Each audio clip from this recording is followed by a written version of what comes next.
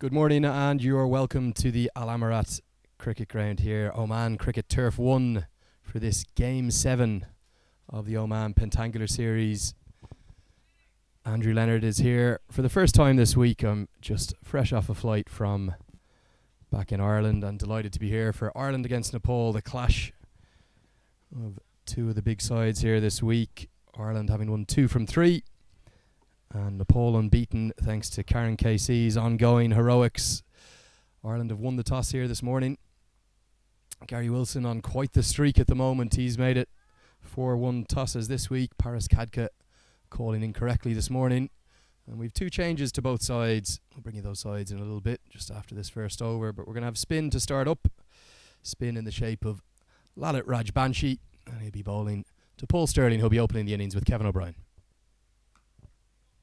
Start with a dot ball cut into the offside. I'm joined by Jameel Zaidi to my right. Jameel has been with you throughout the week. Another glorious day here, Jameel. Yeah, thank you very much, Andrew, and welcome to Oman. I'm sure we'll be enjoying as long as you're staying back in Oman. It's a beautiful country, nice place. And yes, you're perfectly right that Ireland the other day produced one of the best batting performances, especially Kevin O'Brien. And they're the first runs of the day from Paul Sterling. He's off the mark. Just punches that one down to long off. 2 men allowed outside the circle in this first 6 overs of power play. Karen KC, one of those 2 fielders outside the circle. He's at long off. And the other fielder in the deep is out of the old-fashioned cow corner, really, Jameel. That's Dipendra Singh Airi. So Kevin O'Brien, the man who made the century, you were here the other day, is superb knock, Jameel. It's a swashbuckling knock. 7 sixes, 12 fours, and just 62 deliveries. Awesome batting from him, as he's famous for. So a nice loop to start with from Rajbanshi, the youngster. Come into the side. Nepal known for its spinners, and Sandeep Lamachani was in the wickets. Yes, he got 4 wickets the other way, the other match. And in the first match, he was not very much successful. But the second match, he come back with 4 wickets all.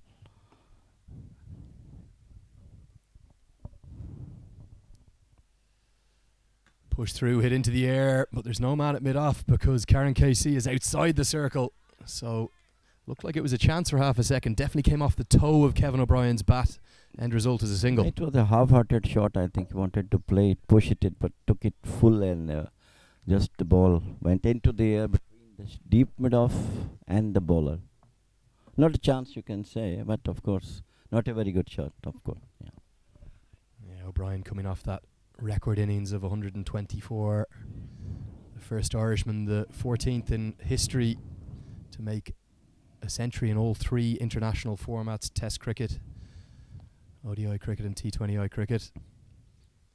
Rajbanshi not finding any great turn yet as Sterling drives that into the offside for a dot ball. This is the same wicket from the first match, so one of 3 wickets we'll be using throughout the week. Correct, yes. Good batting conditions so far. Well, as far as the wickets, wickets are a bit slower, but batsmen had to wait and then hit the ball. So far, things are going well.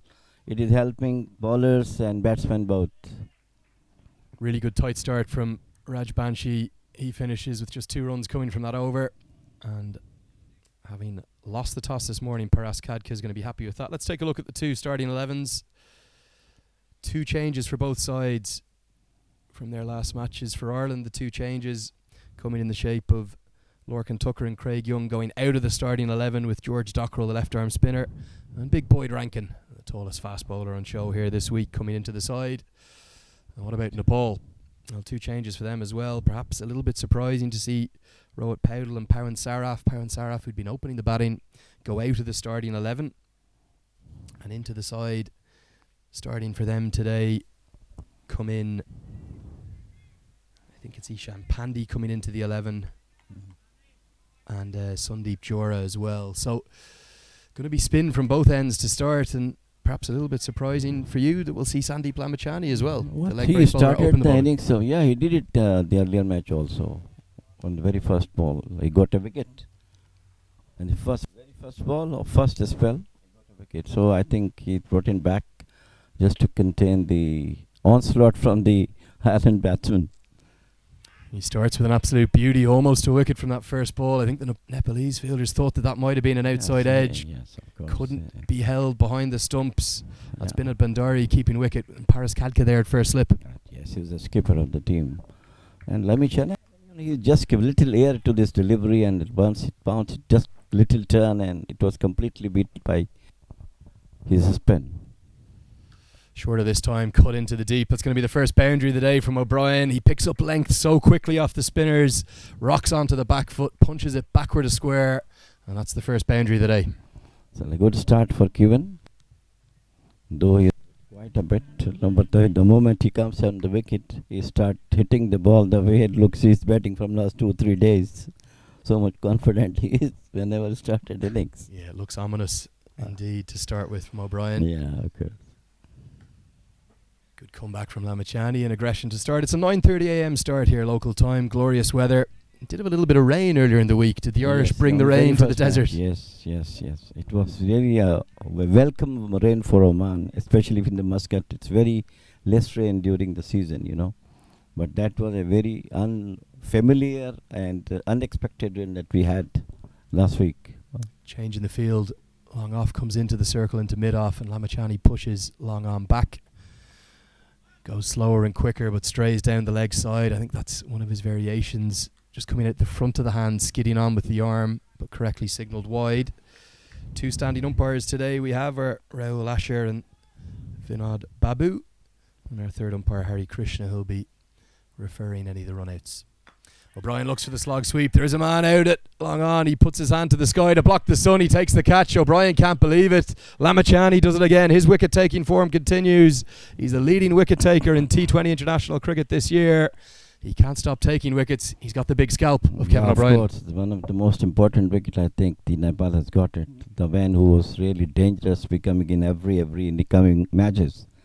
And it's a very, very good Here's the replay wicket for Nepal. On your screens now. You can see O'Brien looking for the slog sweep. Two men in the deep, and he's picked one of them out absolutely perfectly. The ball came very slow off the wicket.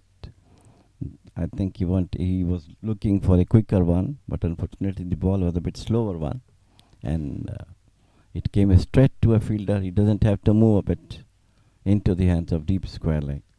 Very, very vital wicket for Nepal. Yeah, that's a big wicket, certainly, and it's going to bring Andy Balbirnie to the crease. Karen KC it was out at Cow Corner, and Kevin O'Brien couldn't have picked him out any better. Straight down his throat. You could see just for a moment he was looking to shield the sun from his eyes, despite the hat he's got on. He ended up taking the catch comfortably. That'll be the start that the Nepal fans wanted all over the world. They've won their first two in this. They could go top of the table with a win here over Ireland. Yeah, of course. Looks like that. If they contain them within the margin they're expecting out, hopefully they will do it. Half a mix-up between Balbirnie and Sterling. It was only half a stop at backward point from Sundeep Jura. And they say never run on a misfield. Perhaps good decision by the two Irish batsmen. Yeah, of course. Balbirnie is not among the ranks. He has played a couple of matches before. Only in one match he looks very terrific form, but once he gets settled, he got out. Really good stuff this from Lamachani, causing problems. 5 runs and the wicket coming from that second over after 2 overs. Nepal on top. Ireland are 7 for 1. Well, right on actually, this was 2 overs. I think Nepal has got the upper end on Ireland. And as I told you, the wicket of Kevin O'Brien is the most vital wicket for Nepal. He's the danger man for every team, not only for Nepal. And they got him out. Yeah, really good stuff from Lamachani. Not a huge amount of turn yet. I was speaking with the head groundsman this morning. He was saying he felt maybe this afternoon might take a little bit more turn, but they've been good batting surfaces. Average scores quite high. I'll tell you, Andrew, from last all 3 matches, 3 days that has been played, the wicket is playing nicely because, spinners got a lot of wickets. Medium pacers, fast bowlers, all have got that good wickets in it. And the batsmen scored also. Cut away powerfully, and again, only half a stop this time at extra cover. So they will get back for 2 because it was parried wide of Karen KC at long off. Karan is the most successful bowler for Nepal. He has got 8 wickets in 2 matches, 4 wickets apiece. In both the matches they have played against Hong Kong and against Netherlands. Down the track, that's glorious from Sterling. He gets to the pitch from Raj Bansi and deposits it into the crowd. Nearly takes out the third umpire there. He has to take evasive action. What a shot from the big Irish opener, Paul Sterling. That was a beauty. He just uses his feet and hit it hard over the deepish mid-on boundary. The good part of that, both of them play their natural game. They don't like they are in the pressure or something like that. They play their own game, which is a very good sign for them. Yeah, you're just seeing the replay on your screen there. Using his feet beautifully, Sterling. This time he goes outside his leg stump looking to access the offside. Gets it down the ground. Karen KC does the fielding. Sterling a little bit shy of runs given his prolific 2019, but ominous signs to start the morning there. Well, I think Paul Sterling, one of the best Ireland has got, and he's always scoring for them for ages. Balbirnie looks for the sweep shot, which he favours against the spinners, and Nepal are a buzz this morning. Really good energy, vibrancy from them in the field. It's a youthful side they have. Some of their more experienced players left back from this tour of initially Singapore, where they played Singapore and Zimbabwe in the Tri-Series before coming here for the Pentangular series in Oman. So who's the best player left out from Nepal? That's powered into the leg side. It's going to be 6 more. This one clatters into the roof and comes down towards our commentary position here. I think our cameraman's going to be on the job there to rescue that one. The second 6 of the over. Balbirnie utilising the slog sweep. That's a glorious shot. Yes, absolutely. So that's the only way to get it out. That was a slower one, and he nicely picked it up once again to the same position where he has played before. Lovely shot from him. Yeah, it's a glorious shot from Andrew Balbirnie, and despite the early loss of O'Brien, they're going to continue to attack Ireland. The change in the field, Paras Kadka comes out of first slip and comes into a short extra cover. Nicely bowled and just punched down the ground by Balbirnie. Well fielded by Sampal Kami. But Sterling's got enough pace to get home. That's going to end the third over. 16 runs coming from that one. The most expensive of the innings so far. Ireland moved to 23 for 1. Well, it's going for them after losing Kevin O'Brien right in the first over. I think if they kept betting like this, hopefully they will get a good respectable total. Let's just take a look at the points table so far. You can see Oman are top because of net run rate at the moment. Ireland in second despite that loss to Oman, and Nepal in third purely because of net run rate. But if Nepal can find the win here, it would set up a brilliant winner-takes-all showdown tomorrow afternoon against the hosts.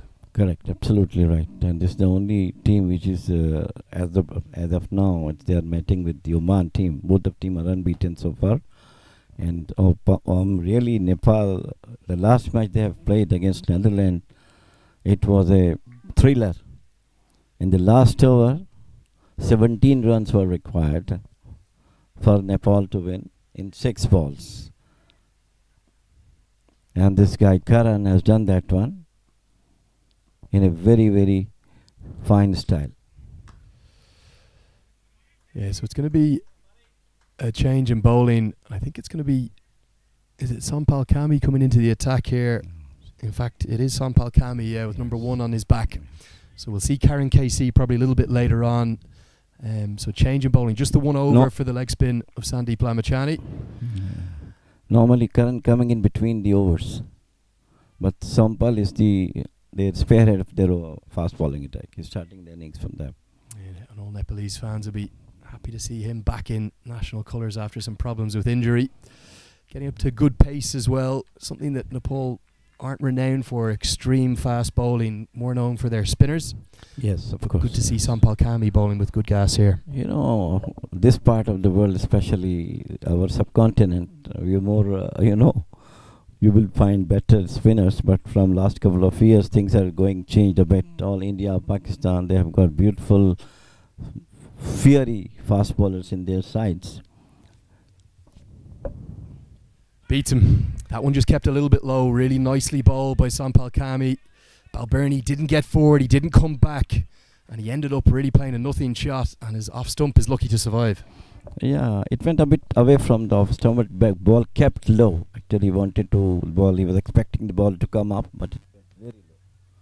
And beats him outside the off stump through to the keeper.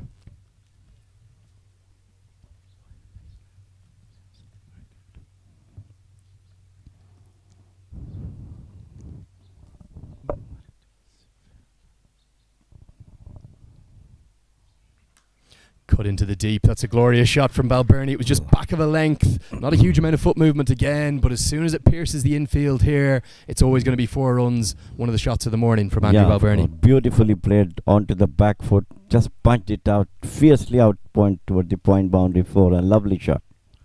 Yeah, you see in the replay now on your screens, it was back of a length from Balbirnie. He didn't really move his feet at all, but that's how true this pitch is. Just plays through the line, pierces the field between backward point, and it's a glorious shot. Glorious shot is right, Jameel. It's going to be back-to-back boundaries because despite the best efforts, the dive of Avinash Bahara, fine leg. Because fine leg's in the circle, it's going to be 4 more. You're only allowed 2 fielders outside the circle. Back-to-back boundaries for Balbirnie. Lovely shot off his toes. Tried to flicked it down towards the fine leg. As you correctly said, the short leg or the fine leg was up and it went through to the fielder. He tried his best, but unfortunately couldn't get it and ball through to the boundary. 4 more to him. Lovely shot.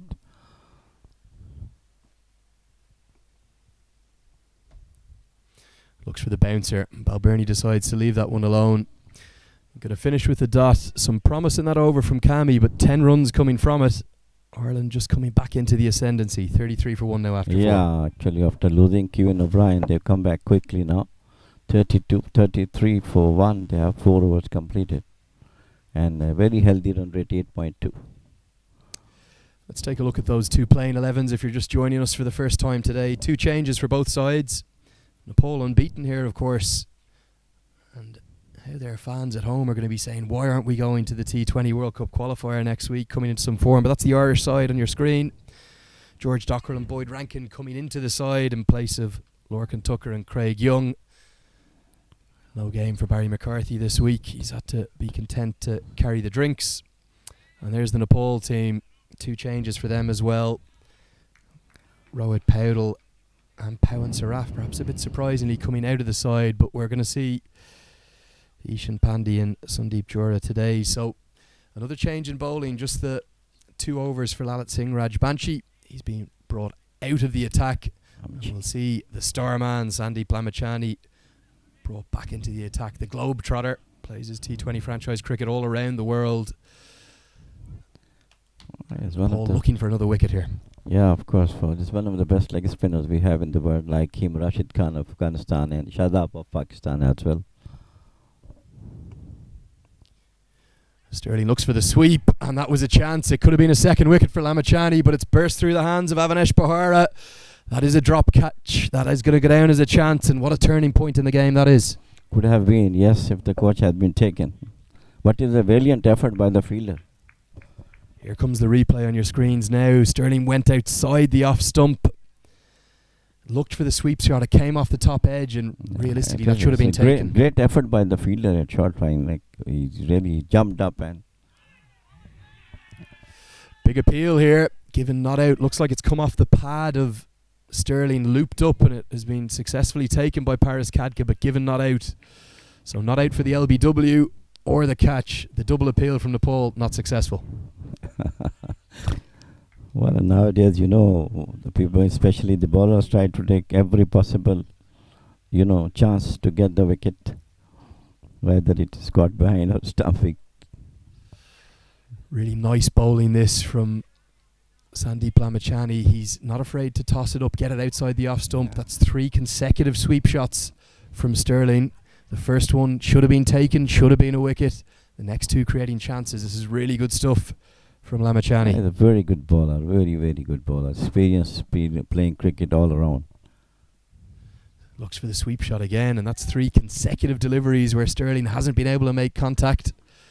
Good tactics this from Nepal. Actually, only those things put pressure on the batsman. If you continue to try to play your shots and doesn't get that, then the batsman become a bit, irritated. Why it's not coming? Why it's not coming? But again, the experience counts here.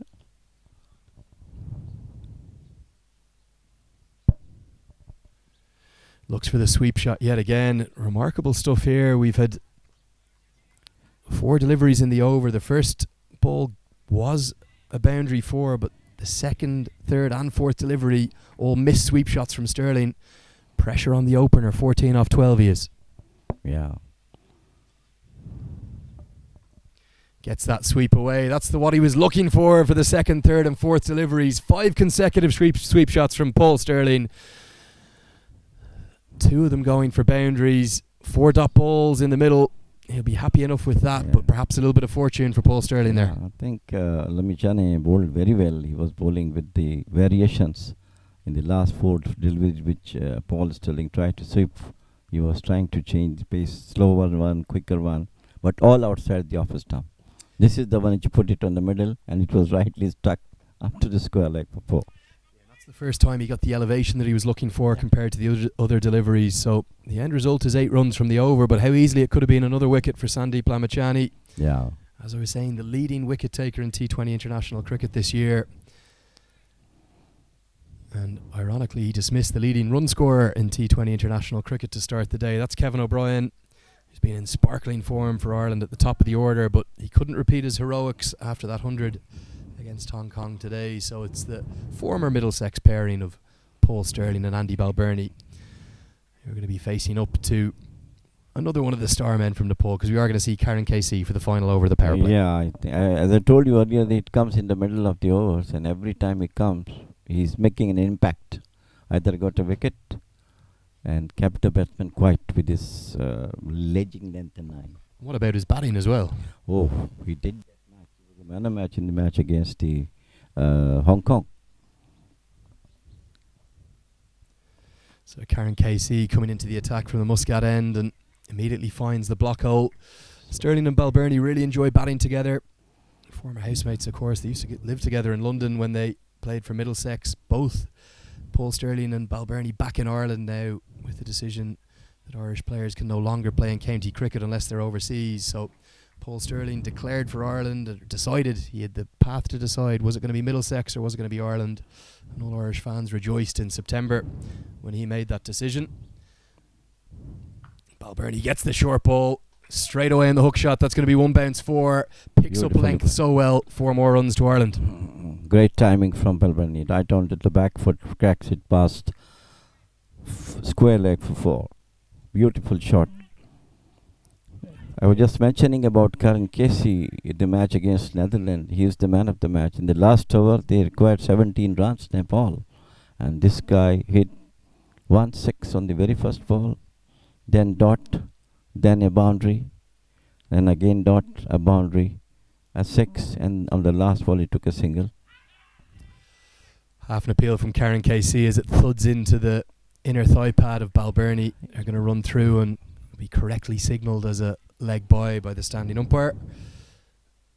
But you can see there Balbirnie, he's comfortable on the back foot. As soon as the length was dropped short by Karen Casey, picks up the hook shot. This is the final over the power play. The 2 fielders in the deep, out at deep square leg, almost a deep mid wicket really, and third man. The Karen bowling very well actually. He just uses variations, slower ones, quicker ones, and then Yorker one also kept the batsman quiet, but the only shot he played a bit 2-3 balls before by Balbirnie. It was a shot and he just took it over the square leg. Good tight stuff this from Karen KC. Again, thuds into the thigh pad. We'll see the standing umpire signal leg by again. So back-to-back leg buys. There's been promising signs from the Nepal bowlers so far this morning. Yeah. It hasn't been made to look easy for Ireland. Well, you start with the spinners. It is not always a very good sign. Because the new ball normally doesn't turn, but mostly it goes skidding and keeping you quiet.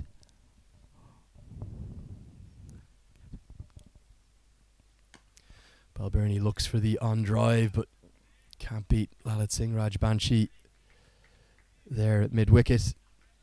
This young Nepalese side, they look alive in the field, they look energetic, they look like a good outfit. Yes, no doubt about it. Energetic, lively fielding, and on the toes every time when they are playing up to the end of 20th over.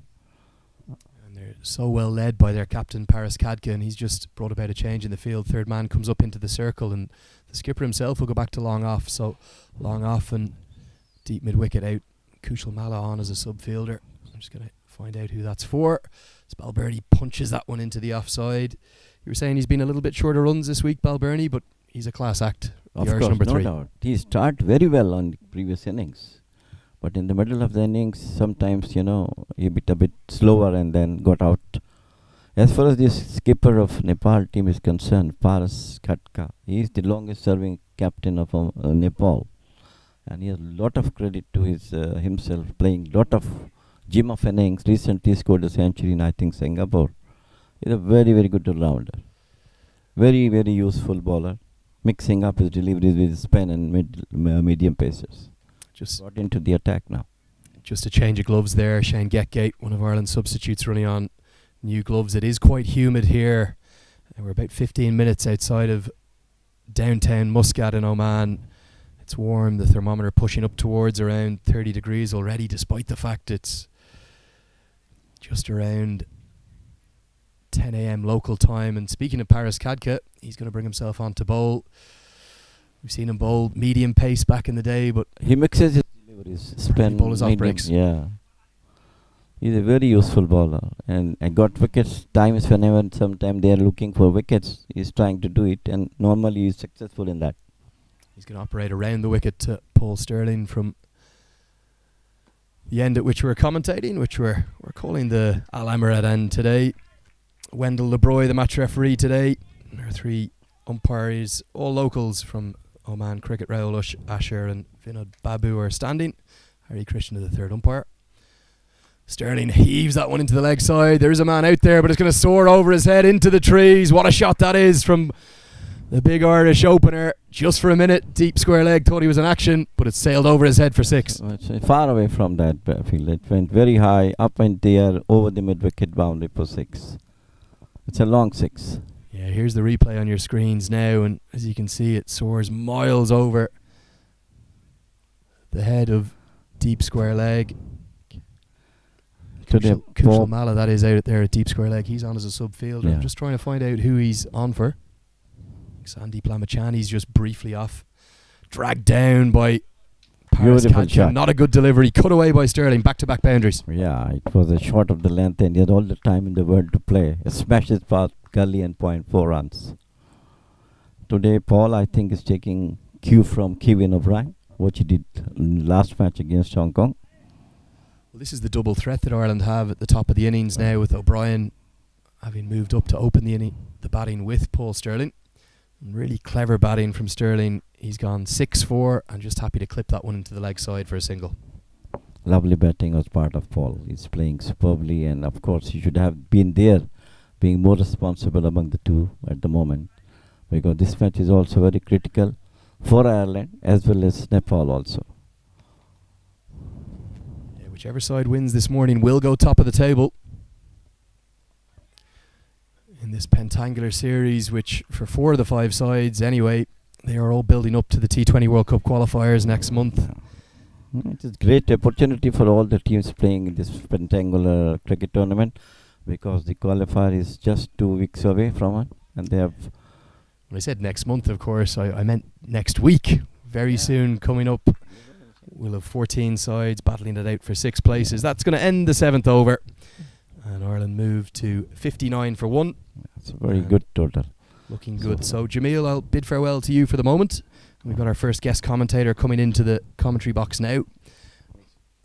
I'll be joined by the Irish team manager, Chris Siddle, who is sporting shorts and a floppy hat. Is that anything to do with the weather, Chris? Yes, it is quite warm here. It's a lot warmer than it was in February when we're here. I think we're talking to the locals here. The summer's just clinging on as long as it can, and it's a lot more humid and a lot hotter than we expected it to be. For those perhaps listening back in Ireland, just describe to us the difference in the conditions, that what the Irish side are used to training in? Yeah, so the humidity really makes it hard to cool down. You sweat a lot, but the sweat doesn't evaporate so quick, and it kind of sticks to you, and you end up very wet. Your shirt, your pads, everything gets very wet, and you find it a lot harder to cool down. Karen KC is going to continue from the Muscat end. Balbirnie looks for the quick single. He does get there, and despite the throw going all the way through to the third man, fielder Avanesh Bahara, who has dropped Paul Sterling. We wonder how crucial that drop's going to be. The end result's just a single. Chris, it looks like this week must have been ideal preparation for you boys. Yeah, it's been fantastic for us. I think all the teams here will say the same thing. It was great to be able to get out here and play games, back-to-back games, quick turnarounds, double headers, and kind of do everything that we're going to be doing at the qualifiers in the same conditions.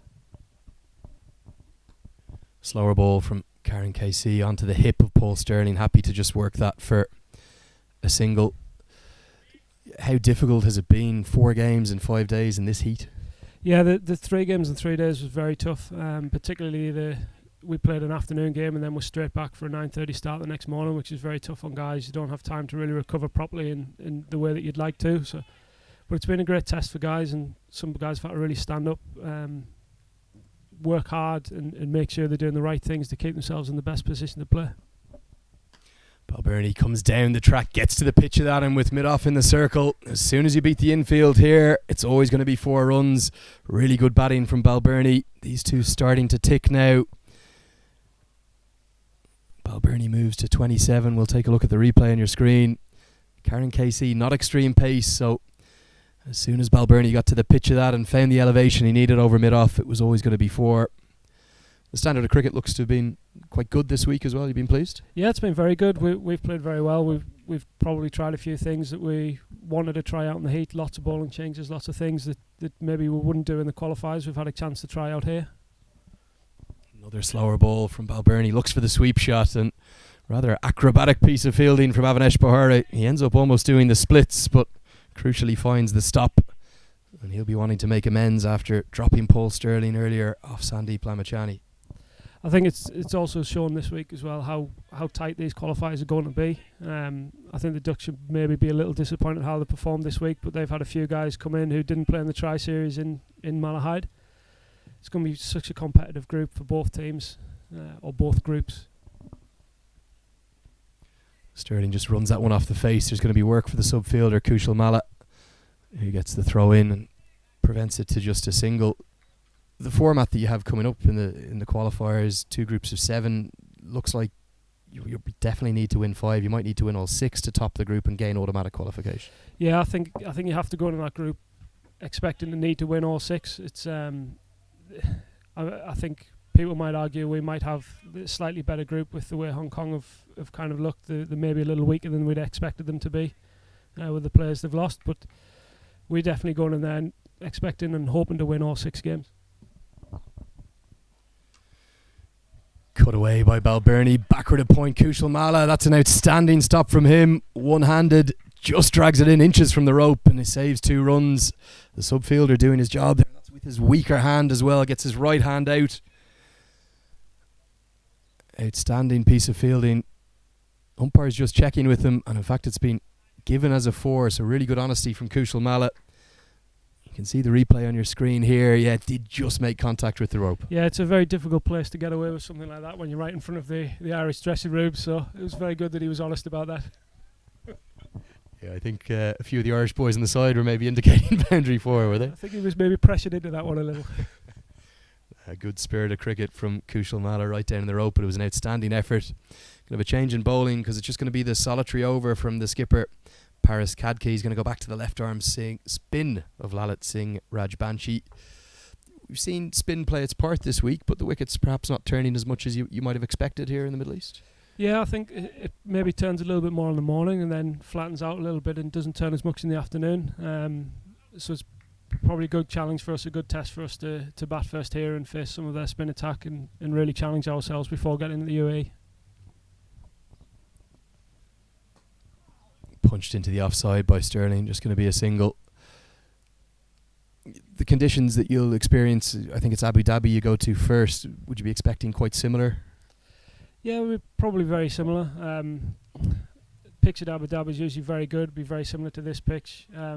We do play a couple of morning games there, and we play a couple of games that are on the second oval there, which we'd know a little less about. But we've played a lot of games in the stadium and know what to expect there. Balbirnie looks for the sweep and drags it from well outside the off stump. Just going to be a single. Yeah, I think that second ground in Abu Dhabi is the one where Ireland famously got it to rain for the first time and had the match abandoned against Italy. And there was a bit of rain as soon as you arrived in Oman. What is it about the Irish side, wherever you go? Funnily enough, I think there's only one country I've toured where it hasn't rained, and that's Scotland. Ireland are coming off a win in the GS Holding T20 Tri-Series where you managed to triumph in the most narrow of margins over Netherlands and Scotland. Tell us a bit about that week.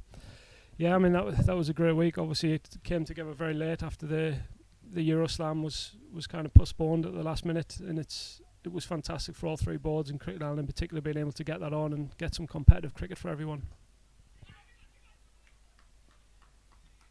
And I think you were saying it was your first trophy as an Irish manager. What was that feeling like? Yeah, it was first tri-series. We've won a bilateral one, but it was the first chance for me to get a trophy from a tri-series, it's a nice feeling, and hopefully we'll come home with another one at the end of this month. Yeah, I'm speaking here with Chris Siddle, the Irish team manager. He's been kind enough to join us for the middle overs of this T20 international between Ireland and Nepal. That's a brilliant stop at backward point, diving full length to his right. Saves it absolutely certain for. I think that's something we've noticed this week. The level of fielding with all the teams has been absolutely fantastic, and maybe a big change since the last qualifiers in Ireland in 2015 is all the teams that are going to be there this month are going to be excellent fielding teams, and they're going to really put pressure on you in the field. Yeah, Dipendra Singh Airi at backward point, diving full length to his right, and about 4 or 5 of the Nepal fielders over to give him a high five and congratulate him on saving 4. Good tactics this though from Raj Banshi. You can see not allowing both Sterling and Balbirnie to go to their favoured sweep or slog sweep as we move to the end of the 9th over. Ireland in cruise control at 74 for 1. Has it been difficult to know what winning scores have been here this week, or have you been happy with the way the batting's been going? I think we've been pretty happy. It's tough when you first get somewhere trying to figure a past score and play to that, but I think we've become very good at adjusting to what we're doing, especially if we're batting first, and even when we're bowling, teams get away from us at the start maybe, and it looks like, oh, maybe this is a 200 wicket, but we always back ourselves to get back into the game and get a spell on top and restrict teams, and then we know we're capable of scoring 200 in every game, so we try not to worry too much about that, and if things are going well, we can change the batting order around, we can move people about, and potentially someone like Gareth Delaney can come in early, can come in a bit later, and we saw the other day Markadere came in much higher up the order than we thought he would, but we were in a good position, so it's great to have that flexibility and kind of work away at that. We've seen Gareth Delaney operate a little bit at number 4. He was quite successful as sort of a stand-in opener for Paul Sterling in that tri-series in Malahide as Sterling was struggling with a calf injury.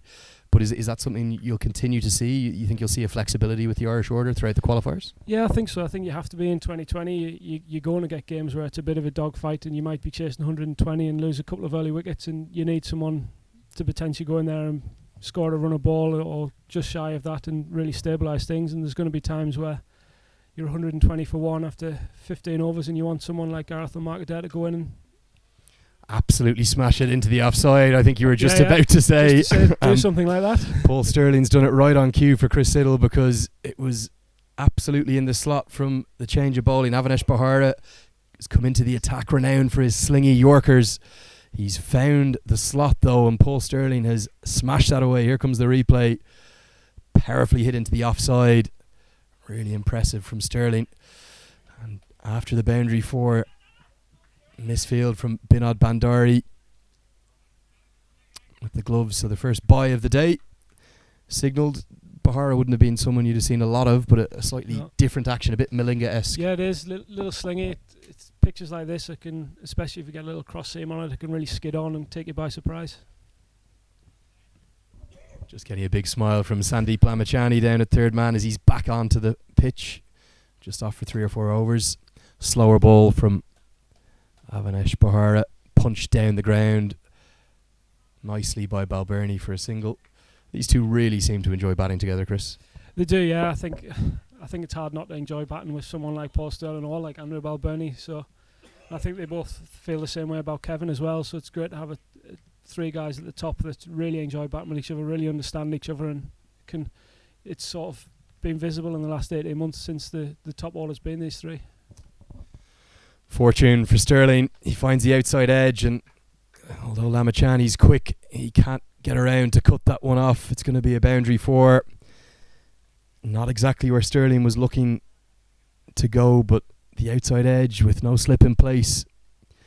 Even though it was a full toss, looking for the block hole, Bahar. That's what he tries to do, get it full and really tuck up the batsman. But Sterling profits with a boundary 4. Both of these batsmen a little bit shy of runs, which isn't something we've said at any point in 2019. So perhaps today being the day that they'll come into their own and make large scores. Yeah, I hope so. I think they've both been batting very well, but 2020, the nature of the game is you're not going to score big runs every time. So it's going to be great for these two. They've definitely taken notice of Kevin getting his 100 the other day. That I think it was always kind of inevitable. It was going to be one of those three was going to be the first. So hopefully one of these two can follow suit fairly quickly. More work for Lamachani at third man, and he's going to get the boot out.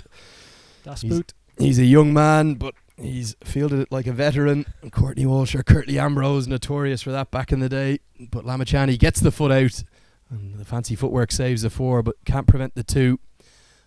And Ireland really starting to hum now. 87 for 1 in the 10th over.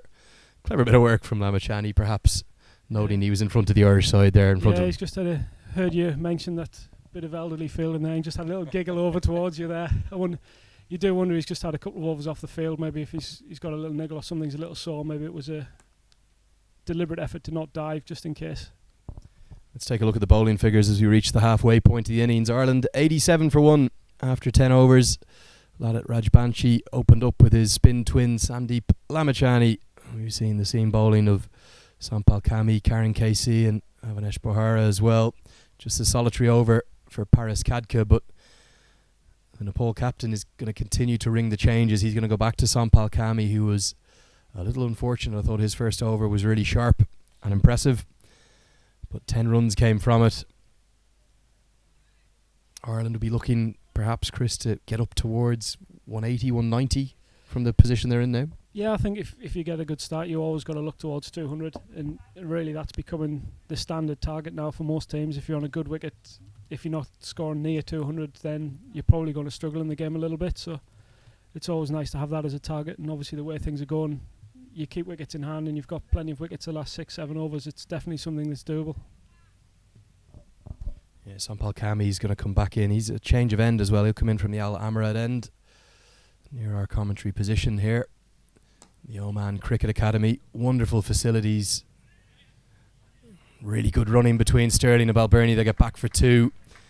All the fielders in the leg side are in the deep, with the exception of Fine Leg, who's in the circle. So plenty of time to get back for 2. Tell us about the facilities here, Chris. They seem world class. Yeah, it's fantastic facilities. There's 2 full size ovals with really good squares on them. We're playing all our games on the first oval with the big floodlights.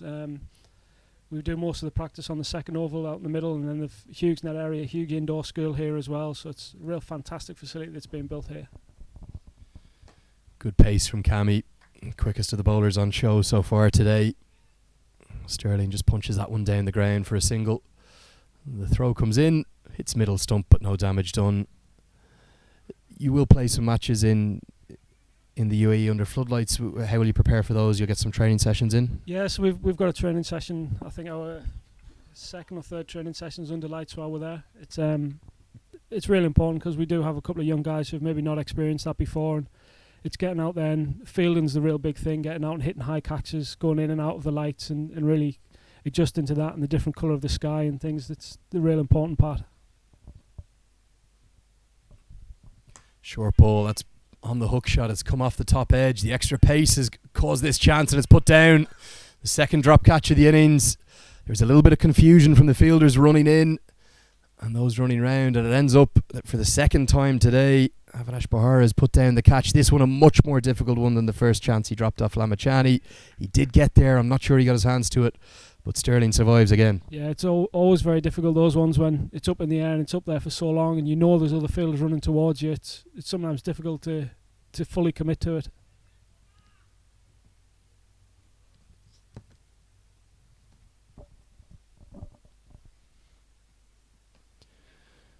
Good pace from Sampal Kami. Crucial for Nepal that he's back to full fitness. Of course, a very effective all-rounder with the bat. We'll see him later on. Paras Khadka's probably going to hold the key to this Nepal chase. The man who, just like Kevin O'Brien, made a T20 international century very recently, coming in the Tri-Series in Singapore and Zimbabwe. I've got the Irish team manager to my right, Andrew Leonard, here, bringing you these pictures with cricket clubs and Cricket Oman. But Chris Siddle's in the commentary box with me. It's a warm one here in Muscat. How much are you looking forward to the qualifier, Chris, given you missed out on the Cricket World Cup qualifier last year? How important is it to seal qualification, get back to the global stage? Yeah, obviously it's hugely important. It's a very different type of tournament. It feels a lot quicker, a lot fast-paced. Much better that 6 teams go through from our perspective. I think it's great when you get a World Cup with more teams, a bit more variety. It can really make it more exciting, and especially in 2020 where we've seen even by Nepal not making it to the qualifiers, the competitiveness of teams is incredible. Yeah, how surprised are you aside of Nepal's ability, talent, and I suppose fanaticism as well, that they couldn't even qualify from the Asia regional qualifiers? Singapore were the side that got through. Yeah, I mean, it goes to show how much teams are coming on. A lot of the sort of what we would have called lower level associate teams, how quickly they're able to develop in 2020. And one of the key things I mentioned is the fielding, that everyone seems to have picked up on the field, and maybe the way that Ireland did kind of 15 years ago, that they recognise they can all be outstanding fielding teams, and then in 2020 you need 1 or 2 strong performances and you can actually roll someone over as a bit of a surprise. And we know Singapore have got 2 or 3 players that are capable of that, and that's clearly what happened in the Asia qualifiers. And speaking of surprises, were you disappointed with the defeat to the hosts here, Oman, who ran out convincing winners really earlier in the week? Yeah, I think obviously we're disappointed whenever we lose a game, but the conditions are very tough for us, and I think they maybe got away from us a little bit with the ball, and then once we started falling behind and losing wickets, we don't think we were ever really behind the rate, but the way the wickets were falling, we realistically didn't give ourselves a chance to make it the whole way and bat the 20 overs and make the total. I see another change in bowling. Lalit Singh Rajbanshi will come in for his final over of his allocated 4. Another change of ends for him as well. You can see Sterling looking for the slog sweep but deciding against it. Talk me through that over where he played, I think it was 6 consecutive sweep shots to Sandeep Lamachani. Yeah, I think it was a bit of almost trying to call each other's bluff, that Sandeep had the field set, tempting him into the sweep, and he was throwing the ball outside off stump and giving him that opportunity, kind of hoping for an edge or an LBW. Sterling looks to go inside out over extra cover, not exactly where he intended, but he'll end up with a single. He moves to 48, just too shy of another T20 international half century. Bit of deja vu here for Irish fans with the way Sterling and Balbirnie going about their work, reminiscent of earlier in the summer in the ODI format. It is, yeah, and then even reminiscent of kind of being back here in February. These two and Kevin, the reason we have so much success is when... Oh, spoke too soon. Just as we talk about that, Chris Siddle has unfortunately put the mockers on Andy Balbirnie. It was slower through the air from Rajbanshi. It was beautifully bowled. Tempted Balbirnie down the track, and because he couldn't quite get to the pitch of the ball, as soon as it turned past his bat, it was always going to be an easy stumping for Binod Bandari. We'll bring you the replay here. I can't explain just how slow that delivery was. Really well held back by Rajbanshi. Got it to drift and dip, and the turn ended up being crucial and affected the delivery, or affected the wicket. So outstanding stuff from him. The second wicket falls for Ireland. That partnership was worth 88, and I'm afraid, Chris Siddle, that one's going to be falling squarely in your head later on. Yeah, hopefully none of the guys are listening in to the commentary here. But it is something we've talked about, and I think it's painfully obvious in most 2020 and ODI cricket that if one of your top 4 can get a big score and bat for a long time, you're in with a chance. If 2 of them can do it, then you're in a very, very good place to win the game, and that's what we're really trying to focus on, is making sure that at least one of our top 3 or 4 guys is getting a score and batting for a long time. Balbirnie falls for 38 from 29 deliveries. 28 deliveries, apologies. 5 fours and solitary 6. So good knock from him. He'll be replaced by Harry Tector. Come into the crease.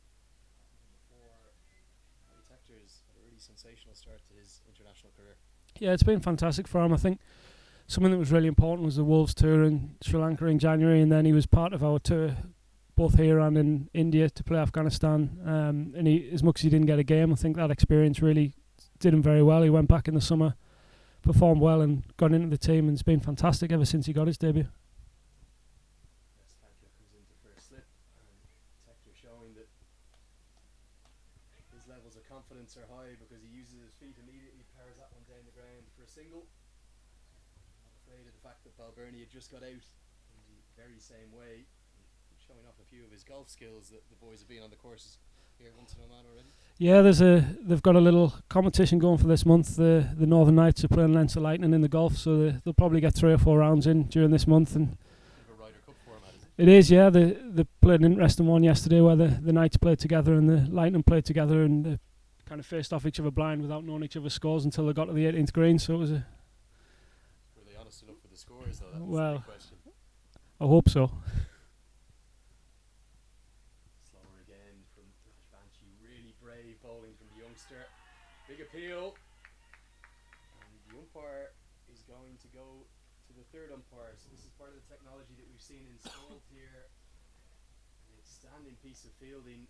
Nepal think they have their man, Harry Tector, who was backing up the non-striker's end. We're not going to be able to bring you those pictures, so we're just going to have to wait for the decision from the third umpire. But we have 4 fixed cameras installed here at the Oman Cricket Turf 1 ground here at the Oman Cricket Academy. Yeah, it's very difficult to tell from this angle, but obviously the way the ball hit Barry after it hit the stumps, hit Harry after it hit the stumps means it was at least very close to him being in. And you can see the 2 umpires, the 2 standing umpires, Rahul Asher and Vinod Babu, have come together because they are waiting for Hari Krishna in the third umpire's box to make his decision.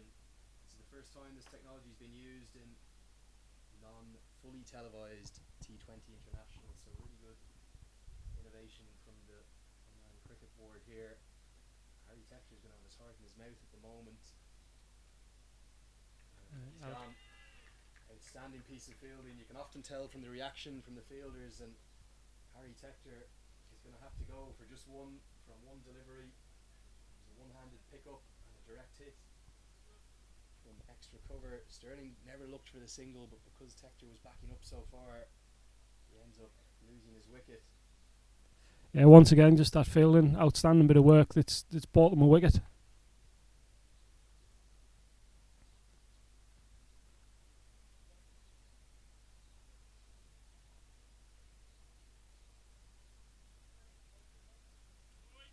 Yeah, it was Depender Singh Irie who affected the direct hit.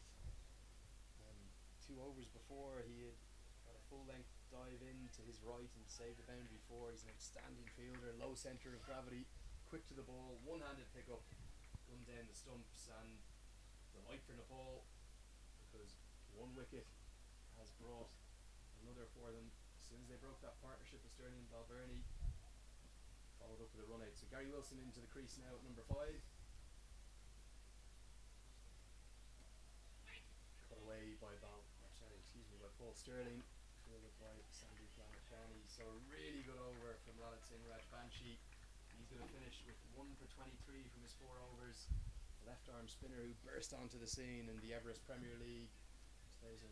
I was there in Kathmandu. I called him a star of the future. He's really showing he's got what it takes for the top level as well. After 12 overs, Ireland 96 for 3. Chris Silver, the Irish manager, to my right, not looking quite as happy right now. No, it's always difficult when you lose a couple of quick wickets, and something that's really key is making sure you don't have 2 new batsmen at the crease, which it's still positive that we've still got Paul Sterling there. He's well set and 48 not out, and hopefully Gary can help tick things along on the other end while Paul keeps moving on.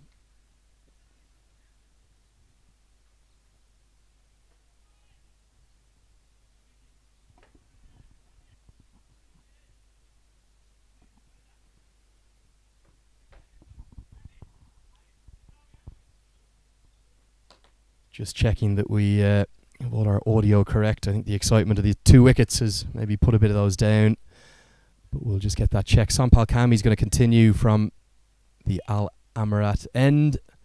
12 overs gone, Ireland 96 for 3, having won the toss this morning. Batting first, the Irish captain into the crease at number 5.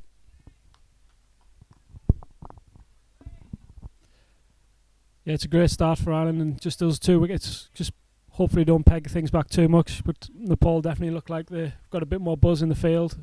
Certainly a lot more noise coming up from the inner ring there.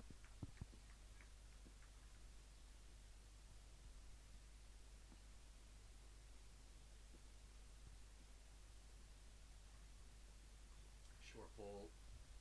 Cammy, good pace. He's operated that.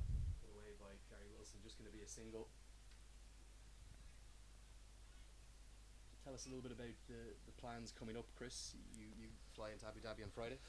Yeah, so we have a day off here tomorrow while the other 4 teams play the final game, and then we fly in Abu Dhabi on Friday morning. We've got 2 days of where we do all our anti-doping work, our anti-corruption, and do all the kind of pre-series stuff and media commitments that you would normally have before we have a couple of warm-up games.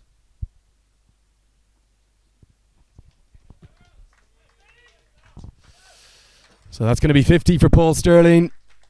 Brought up with a boundary into the leg side. A glorious shot from him. And it's been an outstanding knock from Stirling. Comes from 38 deliveries.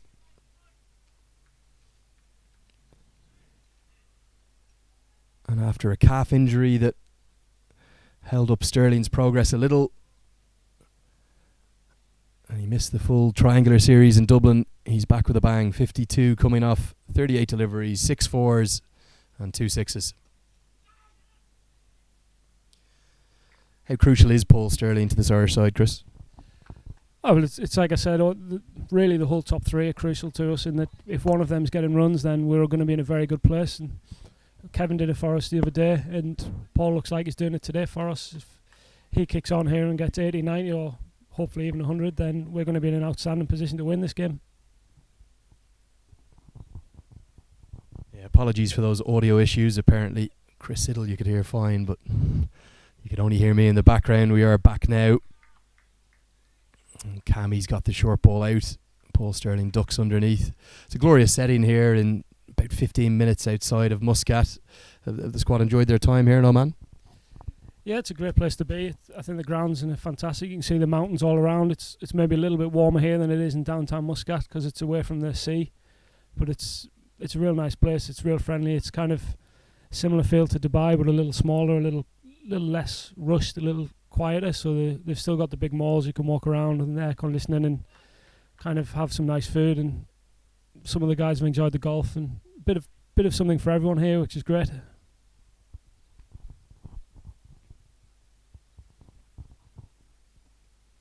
Stirling flicks that one into the leg side, and fortune again. It seems like he's toyed with Avinash Bahar all day, but good fielding in the deep. Cuts off the boundary. Gary Wilson really quick between the wickets. He'll get back for 3. Good energy from Stirling. So he will keep the strike at the end of that 13th over. Ireland bringing the 100 up in that over. 104 for 3. Getting your messages all from around the world. Plenty of people listening back in Dublin. Getting messages coming in from Kathmandu, from Pokhara, all over Nepal. Watching in your thousands right across the world. So you're very welcome, and thank you for joining us here. Andrew Leonard bringing you these pictures with cricket clubs and Oman cricket. And we're going to have Chris Siddle with us for one more over. The Irish team manager, as his side prepare and build up for the T20 World Cup qualifiers in the UAE. That starts next week, and a lot of those games are going to be televised. That must be something that the team are looking forward to as well. Yeah, it's always great. Obviously, everyone's got a lot of family and a lot of friends back home that want to watch the games, so sometimes it can be frustrating if we're playing away somewhere and there's no way of watching them. So it's great that I think 4 out of our 6 games in the group are going to be televised. I think Sky Sports are picking them up in the UK and Ireland, and then hopefully semi-final and final will also be in there, and we'll be able to watch that as well. Sandeep Lamachani back into the attack now. He's already taken 1 wicket today, and he could well have had a second. Avinash Bahara dropping Paul Stirling in Lamachani's second over. Lamachani will be looking to get the scalp of the Irish opener.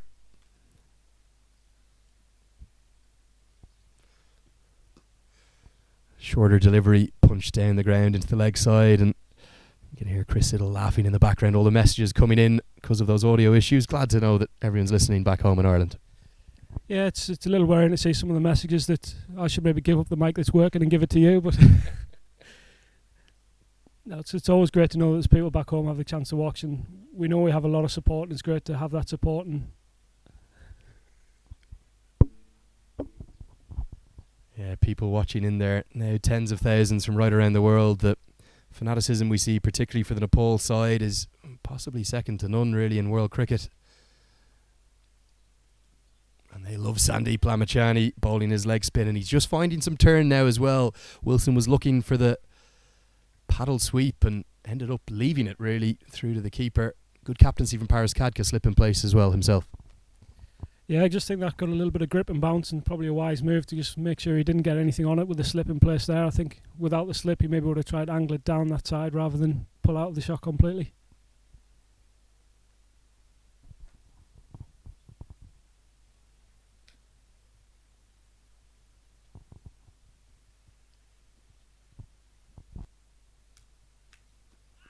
Really good bowling this from Lamachani, just clipped into the leg side for a single.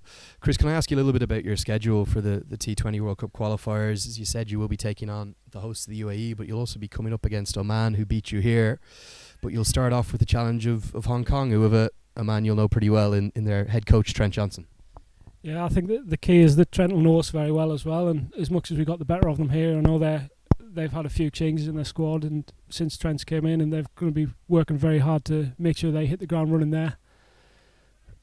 Just swept away by Paul Sterling, just be one out to the deep. But yeah, Trent's going to give us a real challenge in that first game, and then we move on to the UAE, which we know, especially there in a day-night match, is going to be very tough, and probably Oman straight after that. You could argue that the first three games are going to be our three toughest games in that group, and then hopefully we're in a great position from there, and we're going to have, if we do win those first three games, everyone else is going to be looking to try and knock us off that top spot. Cut away by Wilson, it's a shot he likes, but there's protection in the deep. Deep backward point, that's Arif Sheikh. And just before we let you go, Chris, you'll know a little bit about Canada, but perhaps some unknown quantities in the likes of Jersey and Nigeria to finish the group then? Yeah, I think Jersey's one we probably know quite a fair bit about. They're obviously very close to us. We have under-19s have played there a lot, and it would be we do know quite a bit about them. Nigeria probably a little more of an unknown. There weren't someone who qualified directly. It's obviously Zimbabwe being left out of the tournament and them coming in quite late. We've got some videos and some knowledge, but they're probably the one team that we know least about out of the six in our group. Here are the thoughts of Chris Siddle, the Irish manager. We thank you for your time, Chris, and I don't know, we might hear from you later in the week as well. But we wish Chris and his side all the best going across to the UAE for the T20 World Cup qualifiers. And as we bid Chris Siddle farewell, I'll welcome back Jameel Zaidi. And Jameel, this Irish innings that was flying just moments ago, those two wickets have really stifled their momentum. Yeah, absolutely. Some excellent fielding by the Nepal fielders and very accurate bowling from their bowlers kept the momentum which was started by Paul String and Bill Prunny has been come up to halt a bit. Now they're looking for the singles. Yeah, Avinash Bahar has changed ends. He's coming in now from the Al Amerat end. And that piece of fielding you were talking about, Dipender Singh Airi swept in with one hand, the direct hit, and wasn't it brilliant to see the technology used to correctly give the run out of Harry Tector out? Oman first time is using this technique at our levels, because in the entire Gulf other than Oman nobody is using those techniques like DRS. Gradually we are trying to have the other LBW and quad-band decisions as well. So I've been in Ireland for more than 2 months in 2015, being the one national team and for the T20 qualifiers. Slightly different weather there, of course, you experienced in Ireland and Scotland, Jameel. But that was the famous entrance of Oman cricket really to the world when they qualified for the first time for the World T20. Absolutely. So it's the historic and memorable win for Oman. At Malahide, we beat Namibia in the last ball of the over and then qualified for the World T20 in India. Yeah, and I remember those scenes of celebration as Oman really came into the event as dark horses, a bit of an unknown quantity. I think you were ranked 28th or 29th in the world, but no one's going to be surprised if Oman go and qualify next week now or in the coming weeks in the UAE. They'll be one of the favourites going into a group that includes Ireland and the UAE. Wilson looking for the quick single, and because of the misfield from Sampal Kami, they'll get back for two. He was looking for the one-handed pickup. A direct hit would have been close. Wilson had to get the dive out. The end result will be 2 runs. That was some historic moments for us, Oman, after qualifying the World T20. And in T20 also we made an history by beating Ireland that time. That was also a very, very, you cannot see once in a life you got those chances. And we have that one in Ireland. We never thought that, but the way we started, we really come up with win. And that was a fantastic win at Ireland in India also. This is really good tight stuff from the Nepal bowlers through the middle here. Ireland were 87 for 1 after 10, but the last 4 overs has brought just 25 runs. Last 4.5 overs and 2 wickets. And the momentum is really starting to disappear out of this Irish innings. Nepal arguably the happier of the two sides right now, you'd have to think. And Avinash Bahara, so well known for his death bowling, trying to find those Yorkers. There's a huge appeal, and it's given. Wilson was looking for the paddle sweep shot, but he's been trapped right in front. He slams his pad in frustration, but Avinash Bahara, just as I was saying it, he's so well known for finding the block hole, and he's found the block hole perfectly. And the umpire deciding that was going to go on and hit the stumps. Just bringing you the replay here, and you can see why. He struck right in front of middle. Good decision, and Wilson pays the price for playing across the line. This is what I said. I mean, the pressure that has been put on by Nepal so far in the last couple of overs really now giving them good results, because runs are not coming the way it came when Paul and Balbrini was there. So ultimately they have to keep up the run rate up. At one stage it was 8.5. Now it's come down to 7 and point something. Yeah, the run rate really starting to stagnate for Ireland. It's dropped to 7.5 and over. That partnership between Balbirnie and Sterling was worth 88 runs, and it came in less than 10 overs. So it was really good batting from that pair. But Nepal coming back into this match now, and you can maybe even make the argument with just 5 overs left after this one that they're on top. Certainly the happier of the two coaches at the moment is going to be Umwesh Patwell, the head coach of Nepal. Graham Ford, Ireland's head coach, will be disappointed with what's happened, but with Paul Sterling still there and Mark Adair to the crease now, 2 big hitters in for Ireland. I think Paul has got the key in his hand now. As long as he's there on the wicket, I hope that runs will be coming continuously, because the other batsmen had to take the time to, get them off on the wicket. Right now, Paul has the key in his hand, That is what Avinash Bahara does with such regularity. It's staggering. He finds the block hole and beats Mark Adair for his first delivery. So a dot ball to finish. A really good over for Nepal. Just 4 runs coming from it. And with 5 overs left in the match, in the first innings in fact, Ireland 112 for 4. Let's take a look at the batting card. Just exactly what we were talking about, Jameel. Outside of Andy Balbirnie's 38 off 28 and Paul Sterling, who's still there, 58 off 45. The rest of the batsmen haven't been able to get going.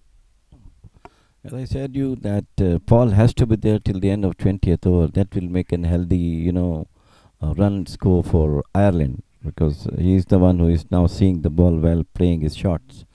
But it was subdued in between because some excellent bowling from Nepal and excellent fielding, though there are 2 drop catches as well. But still, I think Ireland can go what I expect about 170, 180 runs. That I am looking for the way things are going. That will be a good total for them to defend. Yeah, they're going to have to go some to get up to that sort of position. But Paris Kadka has really changed his bowlers well. And he's going to bring Karen KC back into the attack. He starts with a short ball, pulled into the deep. Such an expert leader, Paris Kadka. He's marshalling his troops brilliantly here. Yeah, absolutely, yes. From 8.5, the rain rate came down to 7.4 and got some couple of wickets in between. In fact, so far Nepal has not chased a big target. They chased 125 and 133. So I think any target about 160, 170 will be a very, very good defending total for Ireland.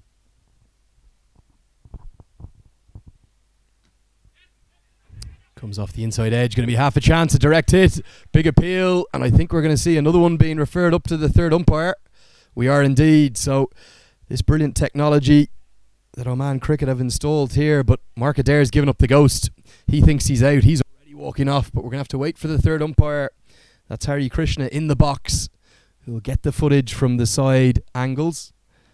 We'll bring you our own replay here. We won't be able to show you the side replay, but it came off the inside edge of Mark Adair onto the thigh pad.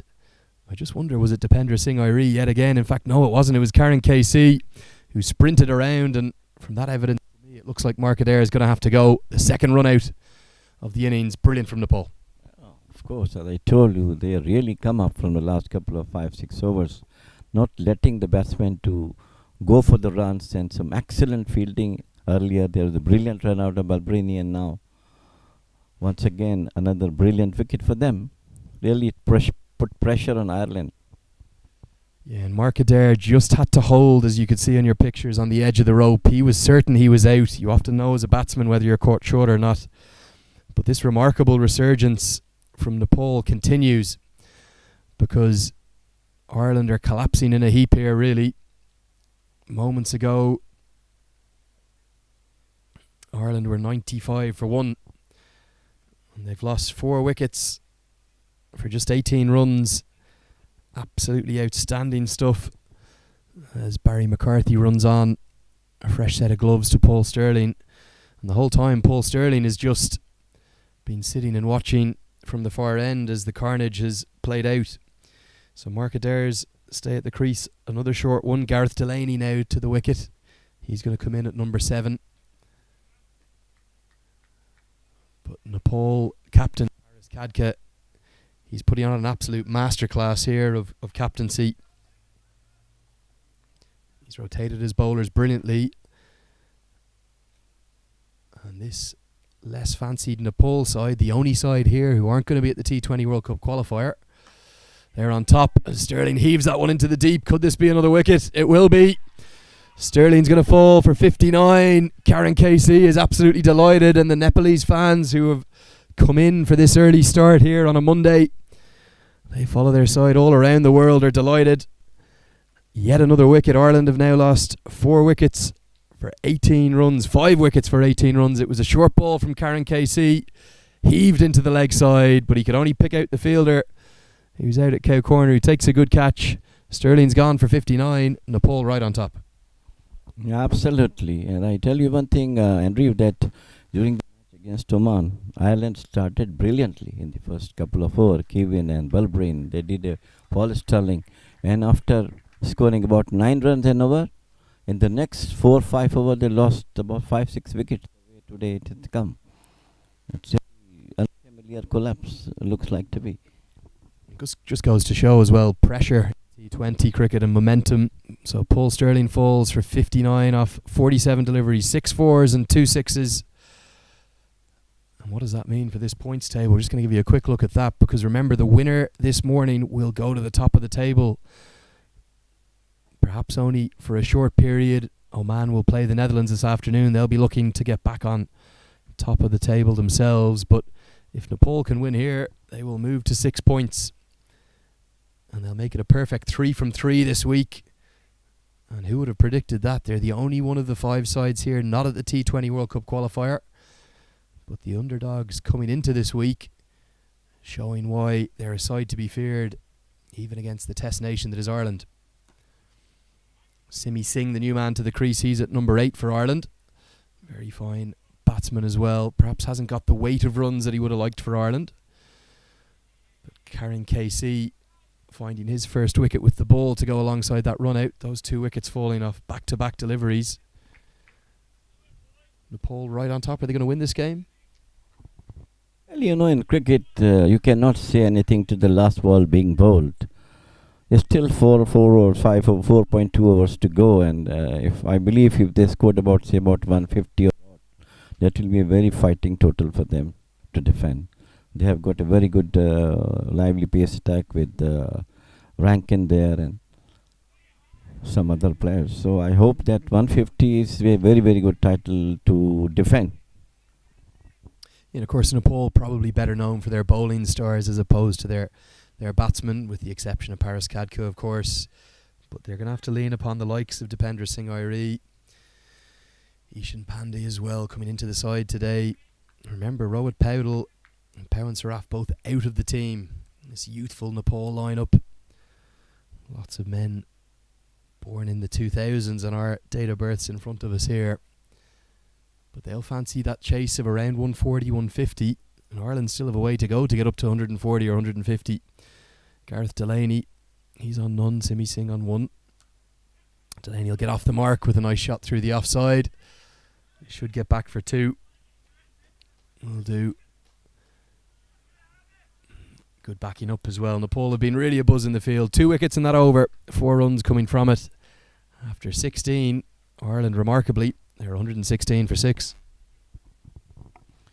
I think both Mark and Delaney should be there till the end of the 20th over, because the run rate has come down to 7.2 from almost 9 the couple of overs. And Ireland is the most star-studded team in this Pentangular tournament. As we all said, this is a very, good chance, a prelude to the qualifier in Dubai. Every team has got equal chance in getting maximum practice and acclimatize themselves to the conditions prevailing in this part of the world. Humid and hot. Yeah, it is humid and hot, and that's the Irish batting card on your screen there. Outside of Paul Sterling's 59 and Andrew Balbirnie's 38. A series of low scores from the rest of the batsmen. Just 5 for Kevin O'Brien, the Centurion against Hong Kong. 1 for Tector, 6 for Wilson, and a second ball duck. That brilliant run out from Karen KC. Avinash Bahar is going to continue with his death bowling. He just finds that block hole with reckless abandon, doesn't he? Lovely bowling, using his variations, blocking and putting into the Yorkers. It's really giving them a beautiful chance to contain Ireland, which at one stage we are expecting about 160, 170 when Paul was batting and Balbrini was batting. But now they really stopped all the run chase that has been coming up from both those two and got at most 6 wickets just in the span of 24, 25 runs. Finds the block hole again, but Singh can work it down to Sandeep Jura, who's down at long on. Just going to be a single. Yeah, let's take a look at the bowling options that Nepal have left in this innings. Paris Kadka, just the one over for him, so we'll likely see Sandeep Lamachani at some point. We've Sampal Kami and Karen KC as well, but all 5 of the frontline bowlers for Nepal doing a really good job. And that final over from Lalit Rajbanshi was such a crucial one. So brave, the youngster, to toss it up and tempt Andy Balbirnie down the crease, and that stumping has proved a bit of a turning point in the innings. Delaney hammers that straight to Paris Kadka in the covers. You've been impressed with Nepal throughout the week? Well, I think the way they are batting and they are fielding, as I mentioned earlier, they are not chasing a big targets, but their fielding and determination to come through is absolutely fantastic. And the match they won against Netherlands was really a thriller. Difficult for any batsman to hit 17 runs and over. And this guy, Karan, has done that one. Looks for the block hole again, but can only find a full toss. But Nepal won't mind that because Gareth Delaney has picked out the deep cover fielder. Just going to be another single. Ireland operating in singles at the moment. They can't find the rope. I'll give you one remarkable stat. Outside of a solitary boundary from Kevin O'Brien, nobody in this Irish innings apart from Paul Sterling and Andy Balbirnie have found the rope yet.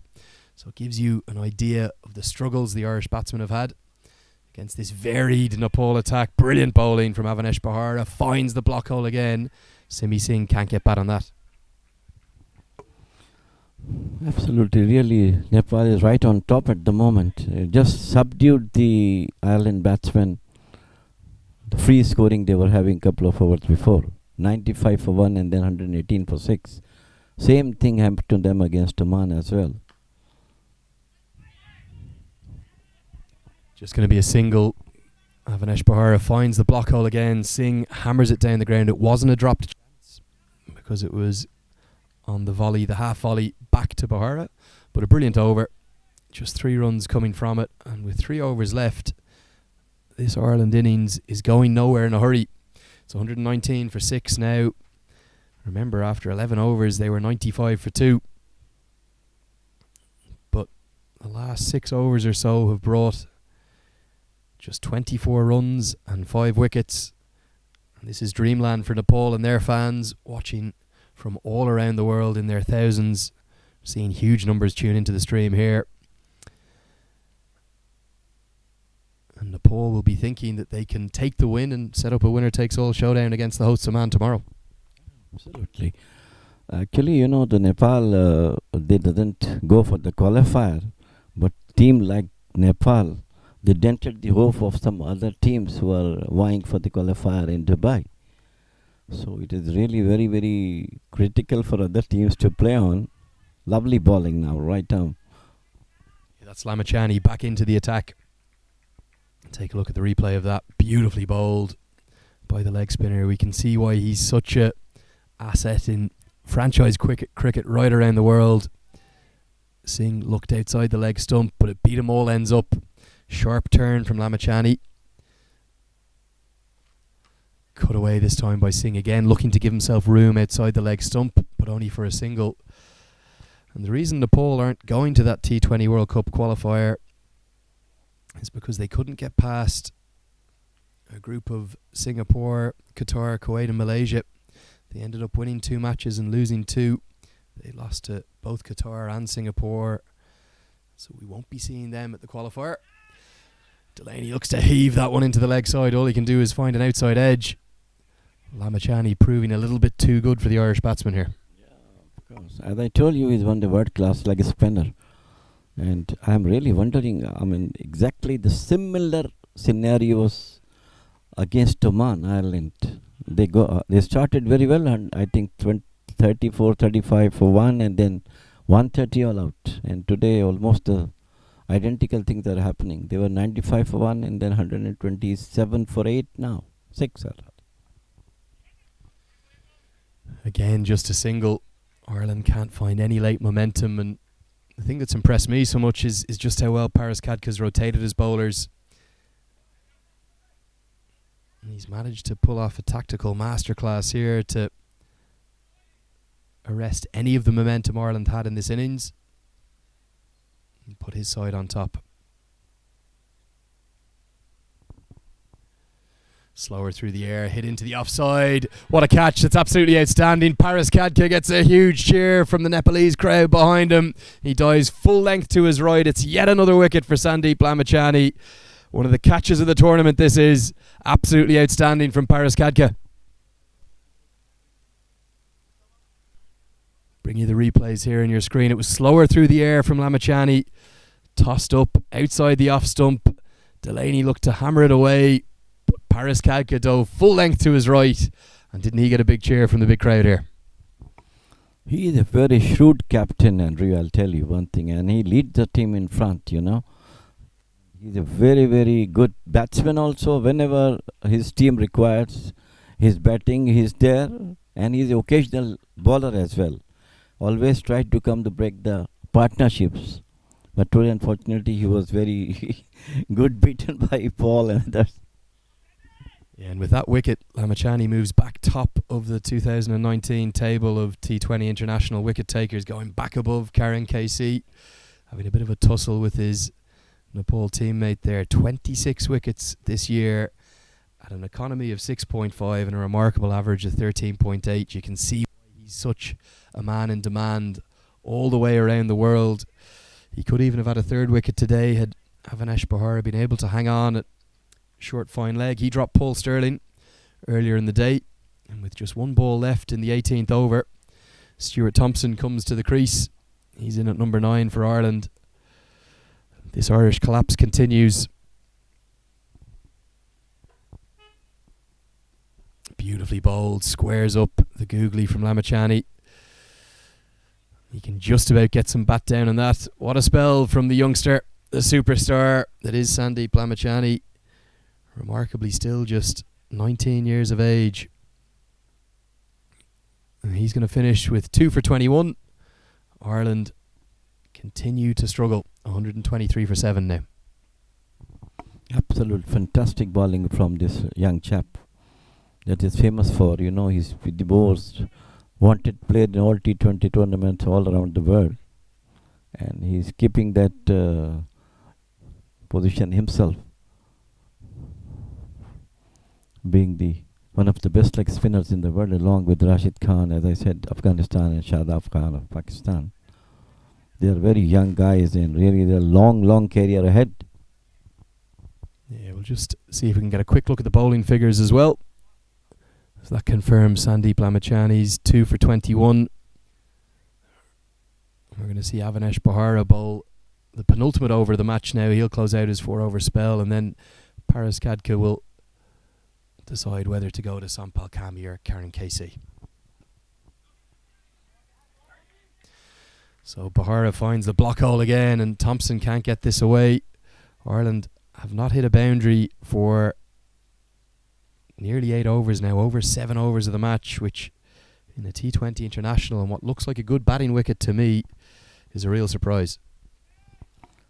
Yeah, as I told you, last 3 days the wicket played perfectly well, and everybody was getting equal chance, batting, batsmen, all. But again, I think Ireland had to look back to their batting conditions, because in the beginning they did a fantastic job. In the middle, they had to get someone who carry on the winnings till the 20th over. That just hasn't happened. Nobody's been able to find the boundary outside of Balbirnie and Paul Sterling. Thompson hammered that one down the ground, but easily cut off by Karen KC for a single. Just 10 deliveries remain. We were talking about 150. Surely Ireland might be lucky to get to 140 at this rate. 10 deliveries left, 124 for 7. Slower ball hit into the sky, right down towards Karen KC, who's at long on. And he takes a quite sensational catch, keeps his feet inside the rope. Absolutely outstanding from Nepal. Yet another wicket. For a moment it looked like it was going to soar for 6 from Simi Singh, but Karen KC judged that perfectly, just inches inside the rope at long on, right in front of our commentary position. It was a slower ball from Avanesh Bahara. You can see he just checked his foot in front of the rope to make sure he was inside. Plucked it like an apple falling from a tree. Outstanding from Nepal. You see the confidence of Karen. I mean, he just stood on his ground, looking top of the ball, and just kept himself inside inches of the boundary and took a great catch. As I mentioned earlier, this Nepal team is very sharp in the fielding side. They're bowling, but I think they do have batting problems, but they just come up that their batting problems by fielding brilliantly and bowling nice. It's been all Nepal for the last 30 minutes or so. If you're just joining us, Ireland were 95 for 1 after 11 overs and right on top. And we've seen a collapse of rather epic proportions. But Karen KC has held on to an absolute cracker there at long on. Brings George Dockrell to the crease. He's not on strike. Stuart Thompson, as the batsman had crossed, thuds into his pad for a leg by. There is batting right the way down this Irish lineup, but just nobody's been able to get going, really, have they? Yeah, of course. As I told you, the pressure was built on the Ireland batsmen due to some excellent fielding and superb bowling by Nepal, which kept the pressure on the Irish batsmen, and they fell in that trap.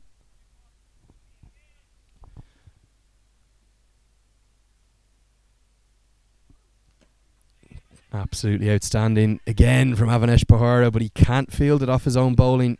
He does find the block hole yet again, but Nepal continue their sharp work in the field. Although Karen KC getting a bit of a scolding from the umpire for throwing that one in on the bounce and scuffing the ball up. But just a single for Dockrell. No one's been able to find the rope for Ireland. You'd have to think that Nepal are going to be very confident of making it 3 wins from their 3 matches so far. Andrew Leonard here with Jameel Zaidi, bringing you these pictures from the beautiful Oman Cricket Academy here in Muscat, just outside Muscat in Amerat. Thompson heaves that one into the leg side. Just going to be a single again. closes out yet another outstanding over. 19 overs gone. Ireland 127 for 8. Well, it is all credit goes to the Nepal fielders and bowlers to keep the Irish batsmen in check. And it is really very, very unfortunate the way they started 95 for 1. You were expecting a total of 160 to 170. And then suddenly the Nepal bowlers done a great job and come back into the game. Now they're struggling at 127 for 8. Their 20th over is underway right. And Paris Kadka is going to go with Karen KC. So Sampal Kami will have an over to spare because of that solitary over that Paris Kadka bowled. I'll show you the bowling figures again here. 5 of the 6 bowlers used for Nepal doing an outstanding job. Just the solitary over for Paris Kadka. Avinash Bahara finishes with 2 for 22 from his 4 overs. Sampal Kami proving a little expensive but bowling with good pace. So Karen KC will close the innings out, the final over of the first innings. Thompson heaves that one into the leg side. We're going to have a boundary finally for Ireland. Huge cheers from the bench on the sideline. It's been a nervous 7 or 8 overs for them. But Karen KC dropped that one short. Thompson picked up the length quickly and dispatched it over the rope on the leg side. Well, this is the first 6 in, I think, last 6-7 overs from Ireland. At least give the cross 130 figure. And last over is in progress. Karen, a very good medium pacer, right arm over the wicket. Nicely played out towards the deep point, and they go for quick 2. Yeah, really good running from Stuart Thompson. Will get him back for 2. It's the first boundary since the 13th over, remarkably. As soon as Paul Sterling fell, the innings has really struggled for any momentum. But that 6 from Thompson will just give a little G up to the Irish fans watching here. Hopeful of maybe getting up above that 140 mark. Could be competitive. Very similar total that Nepal had to chase against Netherlands, and they only did it by the skin of their teeth. So we could have a really good T20 international on our hands here. I think 140 definitely good total to defend as far as the Irish bowling is concerned. Dockrell is a very good spinner. I've seen him bowling very well. They do have one more spinner. So if they bowl well, they field well, I hope that they will be among the winners. That's another 6 from Stuart Thompson. He's enjoying the short stuff from Karen KC. Drops it short again, this time around the wicket. Hammers it over long on. Just for a moment, long on thought he was in action, but it's gone over his head, and Thompson hits the second 6 of his innings. Just clearing that front leg and powerfully hitting it down the ground. Crucial late runs coming in the final over. Nepal just not getting out of their innings here. To me, these are the bonus runs that even score 2 6s. Really, it's good, and I'll come back to at least a respectable total, around 150, what we were expecting, me and Andrew, you both. So Cullen is going to bowl the last over. Yeah, just 3 deliveries remain now. 2 6s off the first 2 balls. KC will come around, changes action to come over the wicket. In fact, he finds the block hole. Thompson looking for the paddle. Not able to get any bet on that. Ireland all of a sudden still thinking about that 150 mark that they would have hoped for earlier in the day.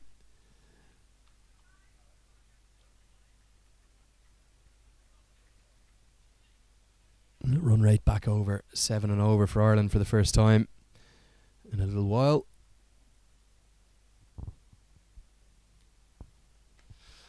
That one flies off the outside edge. Third man is outside the circle, who makes a really good stop. It's Avinash Bahara, who's had a difficult day. Really good running as well from Stuart Thompson. He'll sprint back for 2, so he'll have the strike for the final ball of the over. Fantastic batting. This is what we are looking for from the last 6-7 overs, but finally it came in the last over.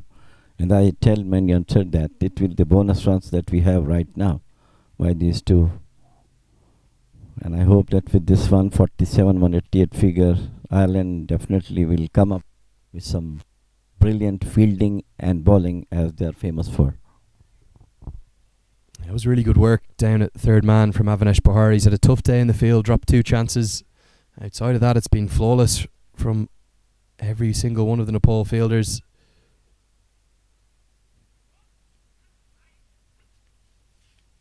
Been something that Umesh Patwell has put a real focus on since he's come into his post as the head coach for Nepal. Final ball of the innings. Hit into the offside by Thompson. They're going to push for 2. Cleanly picked up. Dockrell very quick between the wickets, and they will get back for 2. So a really good cameo from Stuart Thompson. He's going to finish with 21 not out off 11 deliveries. Just given a little bit of a late surge to an Irish innings that fell away drastically after a partnership between Andrew Balbirnie and Paul Sterling.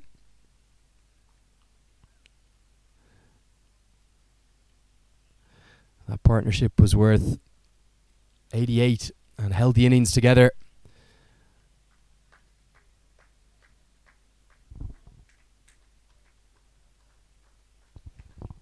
You can see the Nepal side will be the happier of the 2 going off.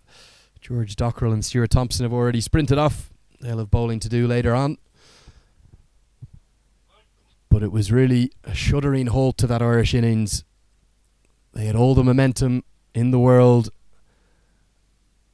They looked on course. When we had Chris Siddle on commentary, we were talking about maybe 180 or 190.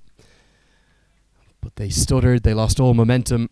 And what they've ended up with is 145. Nepal are going to need 146 to win. Let's take a look at the batting card. Paul Sterling and Andy Balbirnie, the standouts really.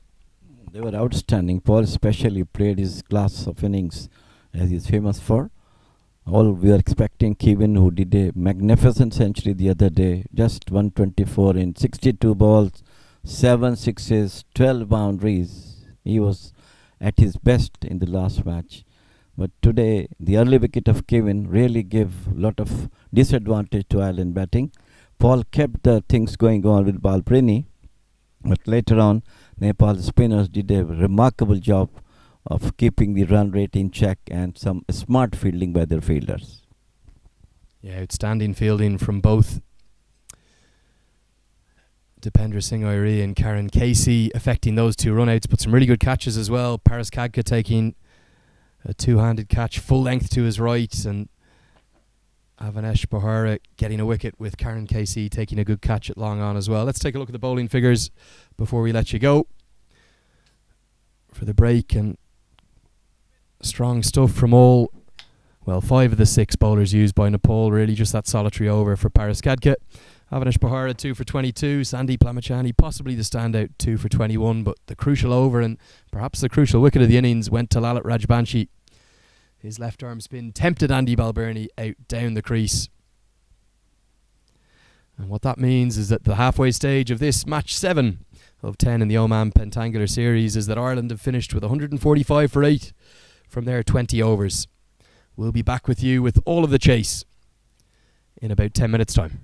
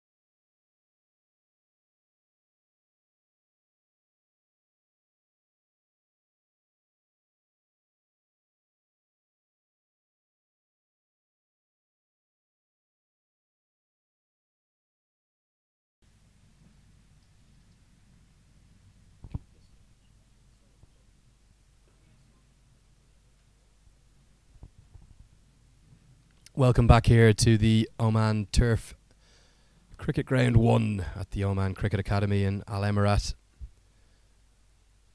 Just about 15 minutes outside of Muscat. Andrew Leonard here, bringing you these pictures with cricket clubs and Oman cricket. I'm delighted to do so. It's match 7 of the Oman Pentangular series. And if you're just joining us, you'll see that on your screen Ireland have posted 145 in this Pentangular series. Oman currently on top of the table, having won 2 from 2. Ireland in second, but Nepal, if they can chase this total down, they will move top of the table. And they'll have every reason to think that they can, because Ireland were in a position at 95 for 1 with Balbirnie and Sterling looking an imperious touch, but their innings really lost all its momentum. They lost 7 wickets for just 50 runs towards the end of their innings. And what that means is that Nepal are going to need 146 to win.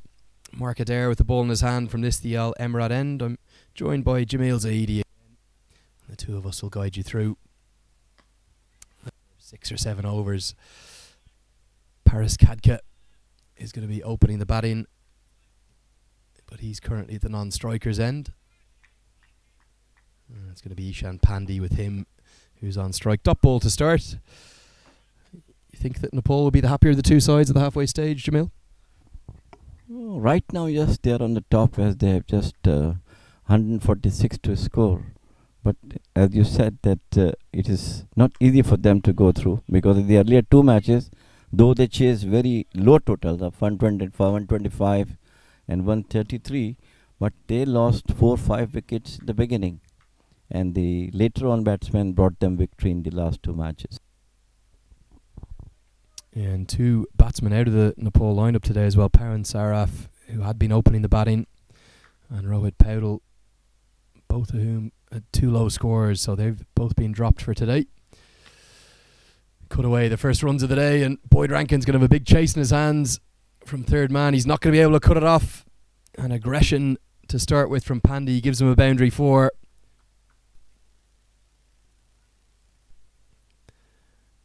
Came down the track, used his feet nicely, and even though it skewed off the outside edge and went backward a square, as soon as it had beaten Harry Tector at backward point, Boyd Rankin had no chance. It's a very well played shot by Ishan, just onto the back foot, cracks it between gully and point. And Rankin tried, but I know he's a tall man. It's difficult to, get down. Half an appeal from Mark Adair. Perhaps pitching outside leg. Height looked to be an issue as well. I'll bring you the replay here. It was really just Adair and Gary Wilson who went up for the appeal. Here's the replay. Yeah, looking a little bit leg side as well. But Ireland are going to need early wickets to try and restrict this Nepal chase. As you said, Nepal chasing down in both their games so far. They chased Hong Kong's 125 in the opening match for them before beating the Netherlands in a thriller. But their batting has been inconsistent. It has struggled. And they're going to need Paris Kadka, who made Nepal's first T20I century last month in Singapore. They're going to need him to perhaps do the weight of the run scoring. Yeah, he's in a great touch, but unfortunately he's not among the runs from the last 2 matches. Today I think he has to take responsibility being the skipper of the team. But total is a bit tough as I see it now, the way the things are going. But later on, I don't know, if the batsmen keep playing on their shots and keep the run rate moving, then things will be better for them. 4 runs from the first over. A good tight one from Mark Adair, who's had a fine start to his Irish international career, debuting in the one-day international against England at Malahide back in May. And he's been an ever-present in all 3 formats for Ireland since then, really. Had a few little niggles and issues with his body throughout the Triangular series in Malahide, but I was talking to him this morning and said he's almost back to 100%, so a good sign that. And We'll see Gareth Delaney open the bowling with his leg breaks, just like we saw Sandeep Lamachani open with his leg spin. Delaney making his Irish international debut just last month, and he's proved a real impact player with the ball for Ireland. 2 changes in this Irish 11 today. George Dockrell and Boyd Rankin came back in place of Lorcan Tucker and Craig Young. Slip in place, that's Andy Balbirnie. 2 men outside the circle in this first 6 overs of power play. They're out at Cow Corner and long on. We saw a little bit of turn in the first innings as well. Yeah, I think if the bowlers give little air, and then they are getting little turns, but most of the flat balls are not turning a bit, just coming quicker and coming very slow off the wicket. That's a glorious shot from Paris Kadka. Mid-off is in the circle. It's not just going to go over his head, it's going to go all the way for 6. And any of the fans that are here, remember it's about 11:15 local time on a Monday. The fans are all here supporting Nepal. Come in underneath the trees in this beautiful setting. Loud cheers of Paris Kadka can continue to bat like that. See mid-off hang right back on the edge of the circle. And that was, for me, what was so impressive with the Nepal spinners. They varied their pace. They varied it really well. Again from Delaney. Inside edge for Kadka. Fortune for him. Yeah, he's almost split on the wicket. Lucky for him not to got out. Delaney's been encouraged to bowl flatter and quicker by Rob Castle, the Irish bowling coach. You can see occasionally dragging one down, but Kadka couldn't get that away. Really good stop from Mark Adair, who's in the circle at square leg. If that one beat him, it was almost a certain boundary. Gary Wilson deciding that they don't need the slip in place. Andy Balbirnie's going to come out into extra cover, give extra protection on the offside. Kadka uses his feet. You can see Delaney not allowing any air, any flight to the delivery at all. Yes, absolutely. Nice bowling so far from him. As I told you, I mean, the flatter balls coming onto the bat is difficult to come. Wicket is wickets lower, and the batsmen had to be very agile on their feet to play on those. Kadka down the track. He's heaved that towards long on, and it's going to soar over his head, but only just. Harry Tector was out there. He thought he was in business for a second, but the second 6 of the over comes from the Nepal captain, Paris Kadka. He loves parrying the ball straight down the ground. This one perhaps not quite as out of the middle as the first ball of the over, or the second ball of the over that went for 6. But glorious batting from Paris Kadka. That's what the Nepal fans want to see. I think the first over was not as much good as we expected. Couple of deliveries were very good, but two of the deliveries, one is almost a juicy half volley, and Kadka played it on to the mid-off over the ropes, and the next one on the mid-on over the ropes. So I think they have to check their bowling, Ireland. We've seen this a lot from Gary Wilson as the Irish T20I captain. Constant bowling changes. I think one of the games earlier in the week there was 17 bowling changes, and we're going to see it straight away with Stuart Thompson replacing Mark Adair from the Amerat end. Just strays wide outside the off stump. Is that something you like as a captain, regularly changing the bowling, not allowing the batsman to settle? The only thing is that if the bowler who has been brought in, if he's bowling well, then captain is satisfied. But the way the first over has gone, 12-13 and gone in that over, no chance except to change the bowler from the other end.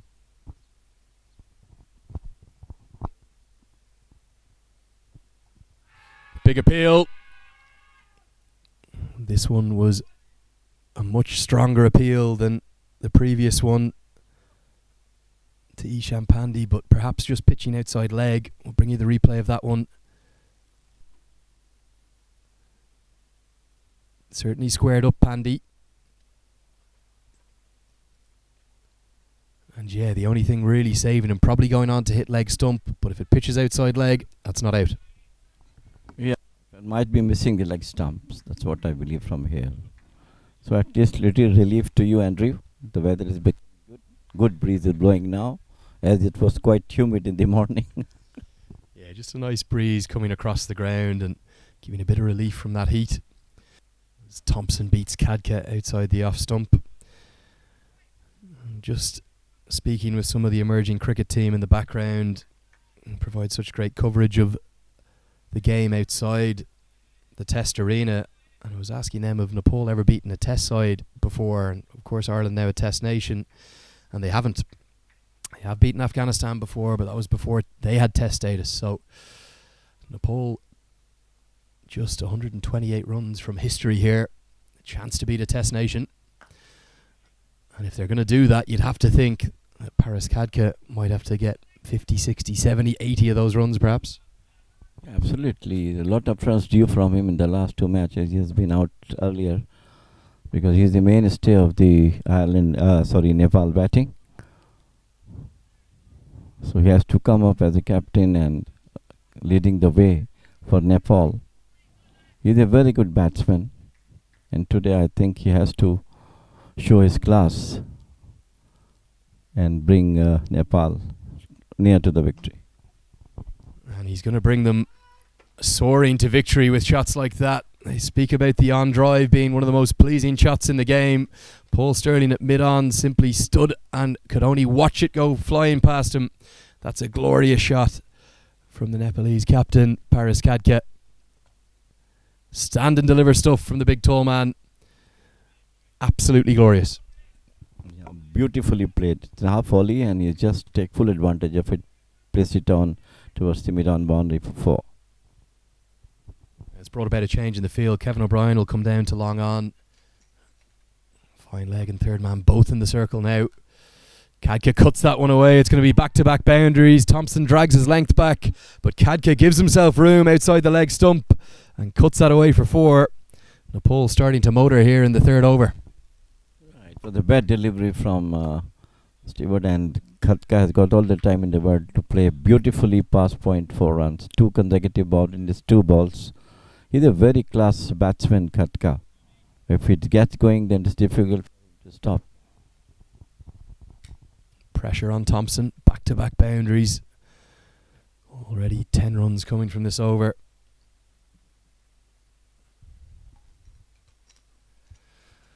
And that pressure starting to tell. The second wide of the over.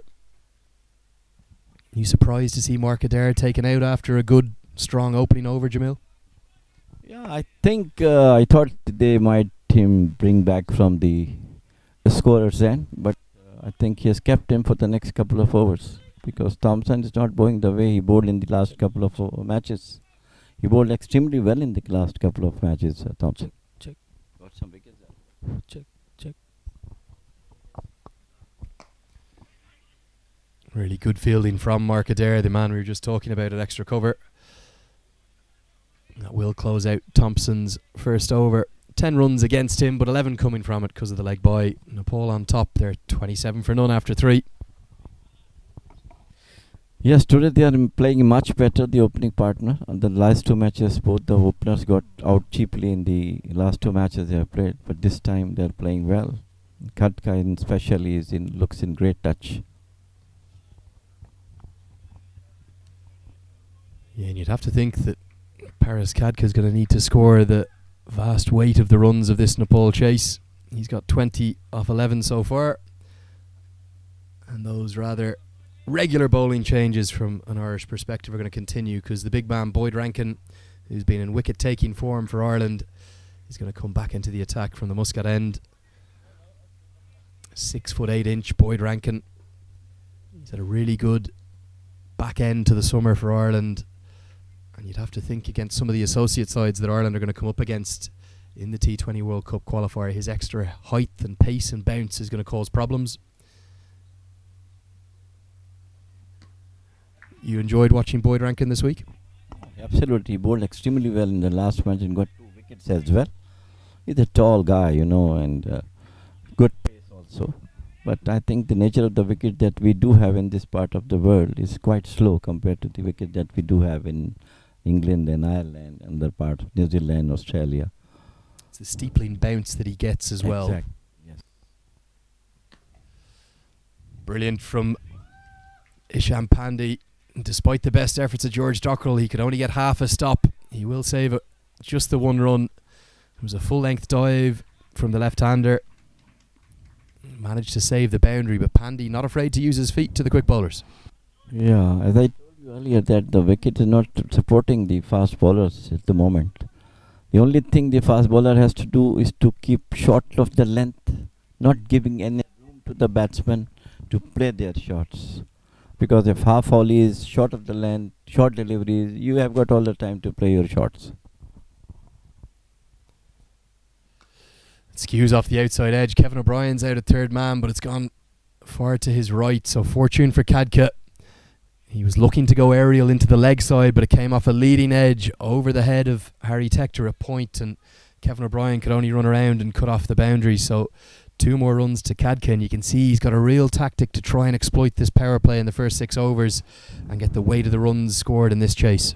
I think this is the best way for both the openers to go on to the bowlers to get maximum runs in the power play, so that the coming batsmen should not have that much pressure as the Irish batsmen have got.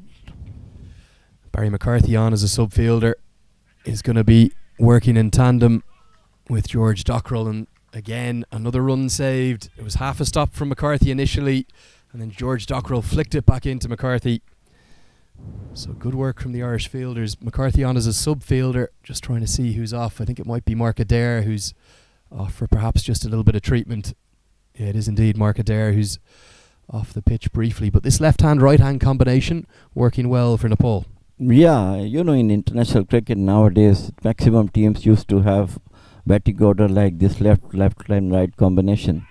That makes difficult for the bowlers also to, you know, set themselves up into the game. You know, what will be pleasing for Nepal is the way that Pandey's dealing with the additional pace and bounce of Boyd Rankin. There's no fear shown of any kind, and Nepal right on top, 35 for none in the 4th over. Already 7 runs coming from this over. Yeah, absolutely. Right arm over. Just that is the right place to bowl, short of the length, not let the batsman to play on. Good delivery. Yeah, good finish to the over from Rankin. 7 runs coming from his opening over, but just a little bit of panic in the Irish camp right now. Shane Getgate running on. A quick drink to Stuart Thompson. They are hot and humid conditions, slightly alien to the Irish. See Kevin O'Brien got all the sun cream on there in front of us. But Barry McCarthy's going to stay on for the moment. I try and get you a status update on Mark Adair, who's off the pitch at the moment. In fact, Mark Adair's come back on, but Barry McCarthy's stayed on. So Mark Adair will come back into the attack. You know, I think he has to bowl a very edging length and line to keep the batsman in check. The way the things are going as of now, it goes in favour of Nepal. So I've been in Ireland, Andrew, in 2015 World Qualifier, and I still remember the Malahide ground, the historic ground where we won the match against Namibia and went to the 2016 World Cup. It's a memorable one, beautiful ground. So the 4th consecutive bowling change is going to bring about a chance. It's a chance for Kevin O'Brien at mid-wicket, who takes the catch. It's a crucial wicket. It's Paris Kadka who falls. Despair for the Nepalese crowd here and those watching around the world.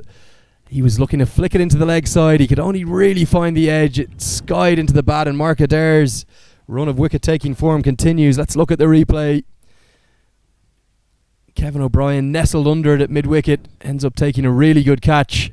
And how badly did Ireland need that? Yeah, I think they are very much happy with this wicket. Kadka is playing superbly well, batting his usual aggressive style, and I think with this wicket, Ireland should come back into the game the way Nepal came back when they were batting, 95 for 1, and then 6-7 wickets fell down.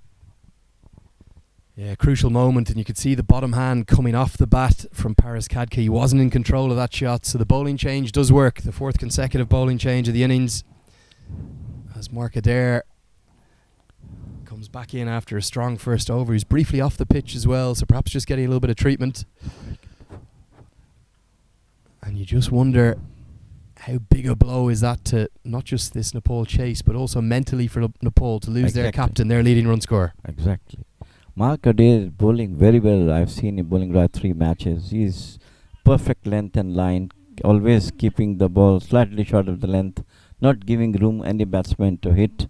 And the first delivery he bowled the same way, short of the length, and Khatka tried to heave it on to the mid-wicket or mid-wicket region, but got an edge and very well taken. It's going to be Mohammad Arif Sheikh in at number 3 for Nepal, and you see a little bit of a discussion between Gary Wilson and Mark Adair as to whether to come over or around the wicket to the left-handed Ishan Pandey, who is on strike because the batsmen have crossed. He's going to come around the wicket. Mark Adair's handy knack for Ireland of just continuing to seem to take wickets whenever they need them continues. He's a bit of a golden arm. He's a very good bowler. I've seen him bowling in the 3 matches, and always bowling with, using his intelligence in the bowling, changing the variation, slower one, yorked one, short of the length. He's a very good bowler.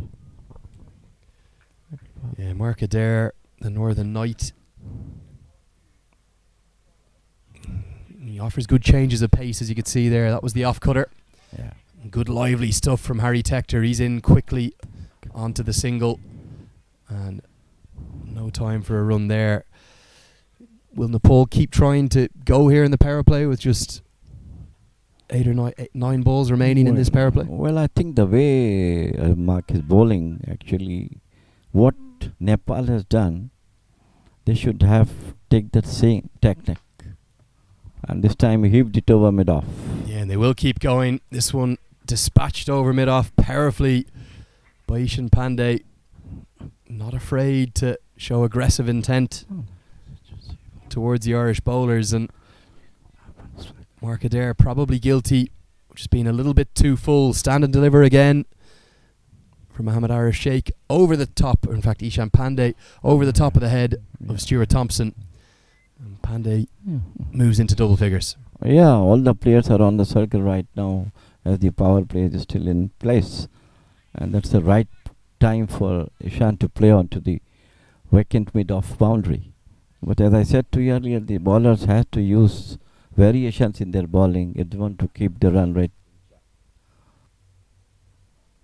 Yeah, going to have a change in the field because Stuart Thompson's going to go out to long on, switching places with Barry McCarthy, who's on as a sub-fielder. I haven't quite been able to identify who that's for. I think it might be for Gareth Delaney. Another good slower ball, change of pace bowled into the pitch by Mark Adair. So 5 overs gone. Nepal 39 for 1. It's a good over from him, except for the first delivery that he has bowled over pitch, and it was nicely hit over the mid-off or the field-off fielder for 4. Ireland bowlers, I think, had to use a lot of variations in their bowling, short of the length, not letting the batsmen to play their shots. And of course, it should be supported by some excellent fielding, as Nepal did in their innings. In fact, I think it's Paul Sterling who's off at the moment. Just came into this series with a little bit of a calf niggle, so perhaps getting a bit of dispensation from the umpires. Barry McCarthy remains on. He's at short fine leg in the circle. Boyd Rankin will continue, so the first non-bowling change of the innings for Ireland. Cut away brilliantly. What a shot that is for his first delivery from Mohammad Arif Sheikh. Over the offside, 1 bounce and 4 runs to the total. It was a bad delivery from Rankins. I mean, it was very short, outside the office stump, lifting delivery, and very well collected by Arif over the vacant gully boundary 4.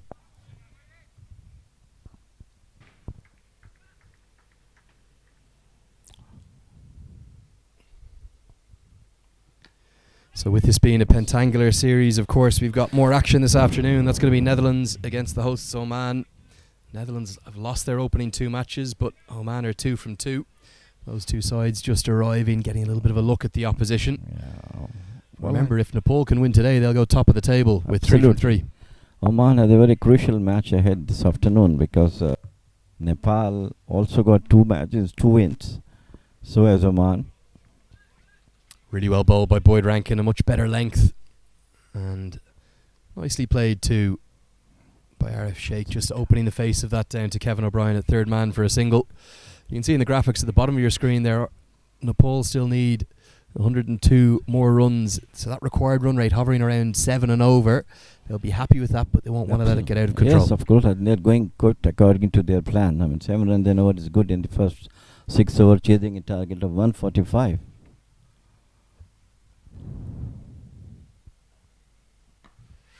Short ball, the attempted pull shot and a mix-up between Pandy. Barry McCarthy with the throw-in. A direct hit. They will appeal, but the umpire deciding not to go to the third umpire as Pandy got back. Good fielding from McCarthy at mid-off. The attempted pull shot was just too quick from Rankin. Ended up going not where he intended. It's very difficult for a fast bowler to, to retrieve himself after bowling the ball. Good reflexes to be there to get it on. You can see here, just really beaten for pace and bounce. It skewed off the edge. A real mix-up. McCarthy was quick in. The throw just hitting. In fact, Wilson deflecting that one onto the stumps. And this time they'll get through for a leg by. So Boyd Rankin's bounce is the thing that's causing issues here. Well, the runs are coming, Andrew. I mean, runs are coming in every over. That is a point of, worry for the Irish captain. Yeah, the final over of the power play this. In fact, the final ball of the power play now. And that's a real beauty Lovely to finish the power play. Getting that steepling bounce from just back of a length. And at the end of the power play, it's 45 for 1. Lovely delivery from Rankin. It just went past the batsman through the keeper. Ireland bowler has to bowl in the same way as the Rankin has bowled the last delivery of his over. It was the sheer pace, lively delivery that left the batsman intact, and he just tried to play and went through the keeper. So that's the end of the power play. 6 overs, 45 for 1 Ireland.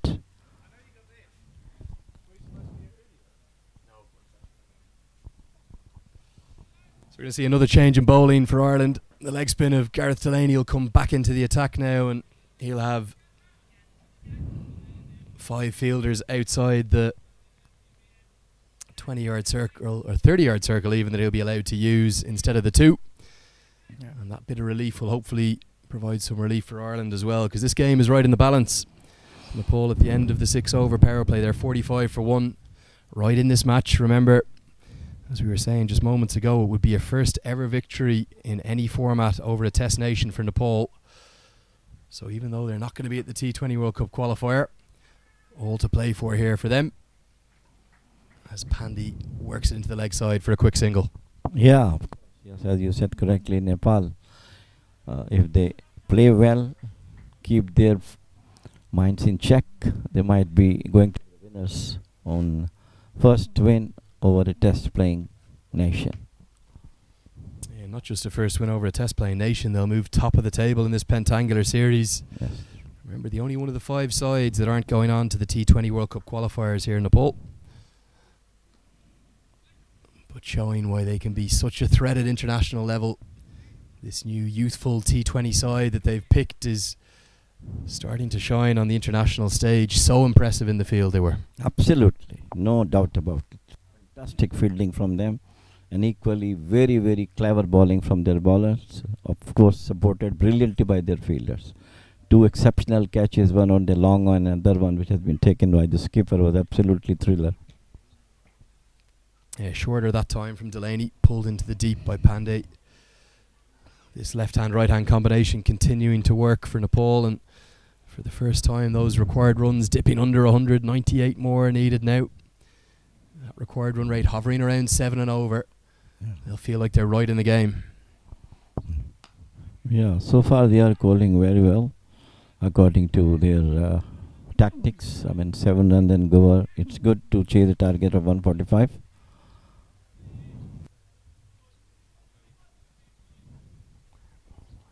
You can hear the shout from Kevin O'Brien in the field. 50 for 2. He's looking for the wicket for his side.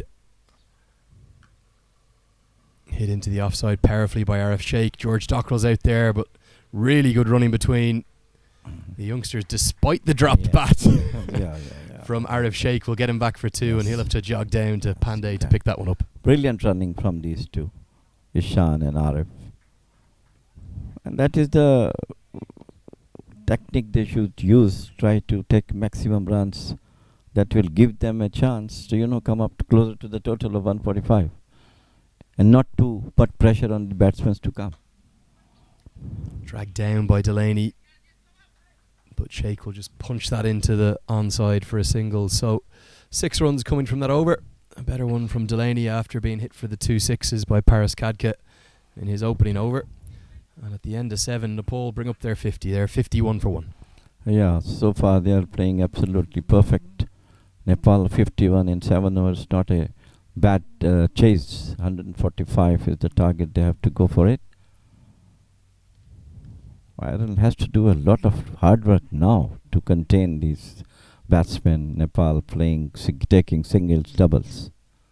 We have a change in the field and a change of bowling because Barry McCarthy's time as subfielder will end. He'll jog off and Paul Sterling will come back on. I'm not sure if he's just protecting that calf. So a little bit of strapping around that as he came out to bat today. Yet another international 50 from Paul Sterling today. The high score of the day so far. But the change of bowling will be Stuart Thompson from the Muscat end to replace Boyd Rankin. Would you like to have seen Boyd Rankin continue on, having bowled 2 such impressive overs? I think he did well, but I think skipper wanted to have him back after a couple of more overs because so far he bowled very well. But you need some bowler like the one who is stopping the ball, runs chase in the later stages. I have seen in all the matches that Ireland played so far, their top order is doing very well, but the middle and the later order batsmen not coming up with the expectations. It's going to need to be the top order in Nepal that will be trying to chase the lion's share of these runs. Pandey and Arif starting to combine well. Arif moving into double figures. But there is some hitting to come. We'll probably see Dipendra Singh Irene at 4, maybe Binod Bandari at 5. But don't rule out Karen Casey. He always seems to be the man with the bat down the order for Nepal. Yes, he's a very, very danger man in the later stages of the game. The way he played it against Netherlands was some absolute thriller. At one stage, things were going well for Netherlands. 17 runs and over is not an easy target to chase. And did it in his style, this Karen Casey. It was a bad bowling, in fact. Most of the balls he gave half volleys, which he has all the time to hit over mid-on, mid-wicket. Nicely bowled by Thompson outside the off-stump. Clearly a tactic that the Irish bowlers have spoken about to the left-handed Pandey. Dot ball the end result. Yeah, Thompson is bowled very well so far in this tournament. I have seen all the matches. Mark Adair, they bowled very well. But today I think they must bowl exceptionally well to keep the things in check for them. Just onto the legs this time and flicked out to Gareth Delaney, who picks up well and prevents the double. Just 1 run to the total.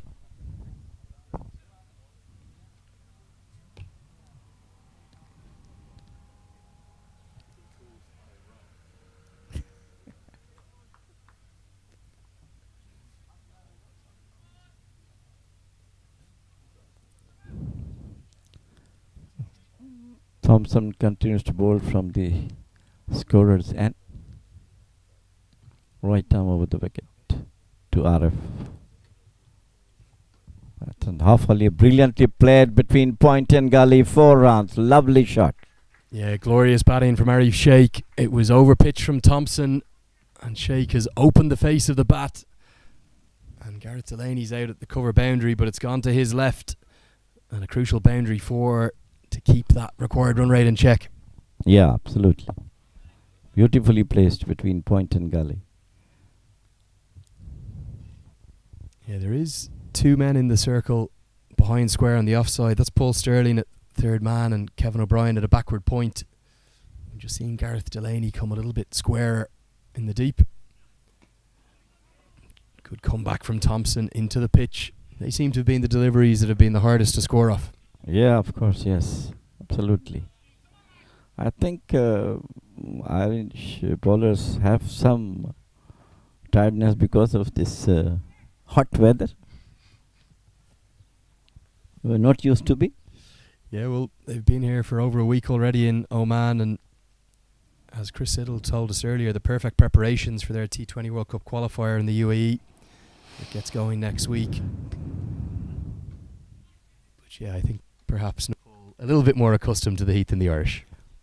Yeah, this subcontinent and Asian teams have more acclimatized themselves with the conditions that we have in Muscat, and of course in the qualifier, you will have to face the same weather. It will be more humid in UAE compared to Oman. Yeah, drinks being run on here for the two Nepal batsmen, and Shane Getgate, the Irish 12th man, taking the opportunity to get some liquids on. Going to see another change in bowling. Going to be more spin for Ireland. This time Simi Singh. It'll be interesting to see if he just sticks with the off breaks, Correct. or yes. if we get the occasional leg break as well. He played in one match so far for Ireland, and I got a wicket as well in that tournament. So we'll be having the Nepal coach with some conversation with Andrew. Yeah, delighted to have our second guest commentator of the afternoon. We'll bid Thank you. Jameel farewell for the moment, and going to be really interesting to hear the thoughts of the Nepal batting coach Venkat Ram, who's going to come in and join me now.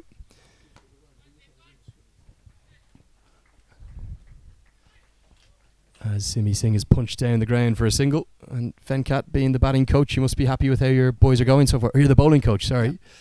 But you must be pleased then particularly with your bowling effort. Yeah, fantastic. They're doing very well. Last couple of weeks, our Nepal bowling is doing really marvelous job, and I'm expecting they'll keep doing this job. So Nepal tends to be known for their spinners. I was over at the Everest Premier League last year. We saw almost an army of left-arm spinners, and you think of the leg breaks of Sandeep Lamachani. But the improvements in the pace department with the likes of Avinash Bahara come in must have been really pleasing for you. See, spinners, Sandy, we need not to tell much about him. He's been doing very well all over the country. Wherever he's going, he's doing well. But yes, the young guys, the left-arm spinners, and other leggies, they're doing beautifully. They're doing good job. Yes, pacers, they're really what I'm finding in this tournament. They're doing really very, very well. And Avinash Bahara in particular just seems to be made up as a death bowler specialist. He finds that block hole with. I have not seen this kind of bowler. Whenever you call him, he bowl out of 6, 3 to 4 ball. The Yorker. line, beautiful. That is outstanding. Simi Singh around the wicket now to the left-handed Pandey, and that's just drifted down the leg side. Are you pleased with where this chase is going? You're keeping the required run rate in and around 7 and over? There is no problem at all, no panic. I mean, boys are doing very well. I think if we'll go like this, we'll achieve our target. I'm very confident about it. You picked a young side here for this, not just this tour of Oman, but also for the Triangular Series in Singapore. You must be pleased with the way that your side's fielding really seems to have stepped up a gear as well. Outstanding. Their fitness level is very, very high. And they got very limitation facilities, whatever the facilities got there in Nepal. After seeing that, what they are doing, I mean, the mind-blowing job they are doing. And boys, they are very committed to this game. So one that I can say that the fielding level, the bowling, they are doing excellent job. I'm talking here with the Nepal batting coach, it's Venkat Ram, Nepal bowling coach. We'll get it right eventually, Venkat, apologies. And his bowlers really did oversee an outstanding comeback in the first innings. Ireland were 95 for 1 at one stage, and they collapsed in a heap. You must have had a big smile on your face. Yeah, that shows the character of the team. Every match, whenever they come The way they ball, the 9 points plus average was going down, and from there they pulled on to 6-7 in between. A fantastic captainship. I'll mention here. Paras is doing fantastic job. Some beautiful fielding. So well supported by fielding and to the bowlers. So I think they've done a great job. Yeah, Paras Kadkil really did an outstanding job in that Yeah. first innings as the leader of this Nepal side. And do you even know that this side is standing on the brink of history? They've never had a win over a Test nation in an ODI or a T20I. So if they can get across the line here, it could be a historic day. Yeah, we'll wait and watch. Yeah, I think I'm very optimistic about it. So I think they could easily, they can make it. Tell us a bit about the sort of devastation of missing out on the T20 World Cup qualifier from that Asian regional qualifier. You'd love to be there next week in the UAE? I was not. No, I'm going back to India. I'm working with National Cricket Academy there. So I was just before this tournament only, before Singapore tournament only, I joined them. Not much, a week before I joined the team. So in the next tour, our coach is there, Umesh. He's doing an excellent job. So he will continue. He's a head coach. He will continue as a head coach, and I had to go back to India. Yeah, Umesh Patwell, the Nepal head coach. But Yeah. Nepal must be gutted to not be there in the UAE next week to have their chance to try and qualify for the main event. I think we are not playing in UAE next week. The Nepal team is not there. So they're playing in Nepal itself. I think one of this MCC team is coming there. So they'll play some friendly matches over there. So that is what is that. Yeah, and then it will be on to the Cricket World Cup League 2 qualifier. The first matches for Nepal in that take place next year in early February. Yeah. It'll be in Kathmandu as the USA and Oman go up. Yeah, 4-nation, I think that is. Pulled into the deep, and that's going to be a boundary 4. Yeah. Dissects Andy Balbirnie and Simi Singh out in the deep. A short delivery from Gareth Delaney, a poor one. It was dragged down. Ishan Pandey's picked up the length quickly. And as you can see on the replay here, hammered into the deep. And this Nepal chase is looking in control. That required run rate has been solid around 7 and over. Tell us a bit about some of the batsmen to come. You've got Dipender Singh Airi probably in next at 4, Binod Bandari, and that man Karen KC can't seem to stop getting runs. We have a fantastic batting lineup, the pinch hitter, the Karan plays down the order, and next 2-3 batsmen, they're really outstanding. They are good. I mean, they're very confident lad. I'm sure they carry this. We got that momentum to win, so we'll carry that. And pressure on Delaney after that wide. Another short delivery pulled into the deep, but with no great power, straight to Andy Balbirnie. Just going to be a single. Have you been impressed by not just the bowling and fielding, but also the batting in terms of getting the side across the line against the Netherlands in the last game? Very nice. They're batting very well. The most of matches, even Singapore also. One match somehow we couldn't do well, but the rest of other matches, batsmen, they are very much doing very well. So especially this tournament, I'm saying the batting, bowling, the all-round performance about the Nepal. So I've been telling them right from beginning. I'm seeing them. They're outstanding lads. They're doing very well, and I see a lot of future in them. This team is in the making. The youngsters are there. So within a year or two, you see, this team will be changed so much. They'll do much better. Beautifully bowled by Delaney. It was the googly. It's beat him outside the off stump, and we're going to see this decision referred up to the third umpire. We'll try and bring you a replay of that. It looked to be very close. Gary Wilson thinks he might have his man. You can see the replay from our angle on your screen here. It was a really beautiful piece of bowling. Deceived Pandey in the flight. Just was the googly, went on with the arm.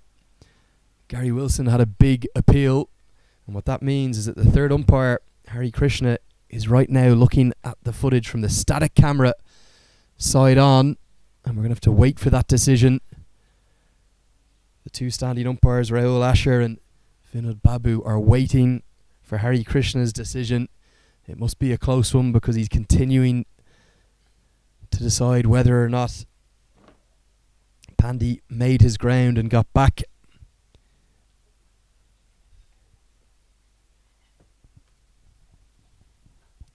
crucial moment in the match here, you sense, Venkat. Ireland really needed a wicket. I'm going to show you our replay once more. It was the googly from Delaney, not picked perhaps by Ishan Pandey. Really quick, sharp work that from Delaney. And right now, as you can see on your screen, all the players are waiting for the decision. And it's been given not out. So that must have been very tight, but he has made his ground. Yeah. And the vital wicket is this one. Pandey, since you're batting very well, he's playing only first match in Muscat. So what I'm seeing, he played a couple of matches in the last tournament. So it's a beautiful, with a fantastic comeback for him. So I'm very, very happy to see his bat. The way he's playing, the way he's batting is really good. Venkat, it's a really youthful side you have here. Just 3 players over the age of 30, and that's the experience of Paris Kadka and in fact Binod Bandari and Karen KC, not even 30 yet themselves. So just one player over the age of 30. It's really youthful. A lot of teenagers in the setup. Is that? It's a mix-up team, Some of the senior players are there. Swept into the deep. A chance for Simi Singh, who takes a brilliant catch. And just as Pandey was given a life by that stumping being given not out, he gets the slog sweep out, and Simi Singh, who didn't pick it up particularly well at first, has taken an outstanding diving catch to put the game right back in the balance. An impressive knock from Pandey, but he just couldn't quite get his strike rate going. Looking for the big hit here. Simi Singh picked it up late, but dove and clung on just inches above the turf. That could be a crucial moment, Venkat. Yeah, once again, the match is still more in Nepal side, I still believe. As I told you, I'm very optimistic. The boys will do their job 100%. They'll complete this match in a winning note. So let's see. Let's wait and watch for what is going to happen. And you've one of your more experienced operators here, Dipendra Singh Irie, who's going to come into the side, even though he's just 19 years of age, remarkably. He's quick between the wickets. He's a busy player. Loves to cut and pull. Diminutive stature. Not a tall batsman at all. But a crucial moment there. Gareth Delaney finding the breakthrough for Ireland. So that's the halfway stage of the innings. Nepal 73 for 2.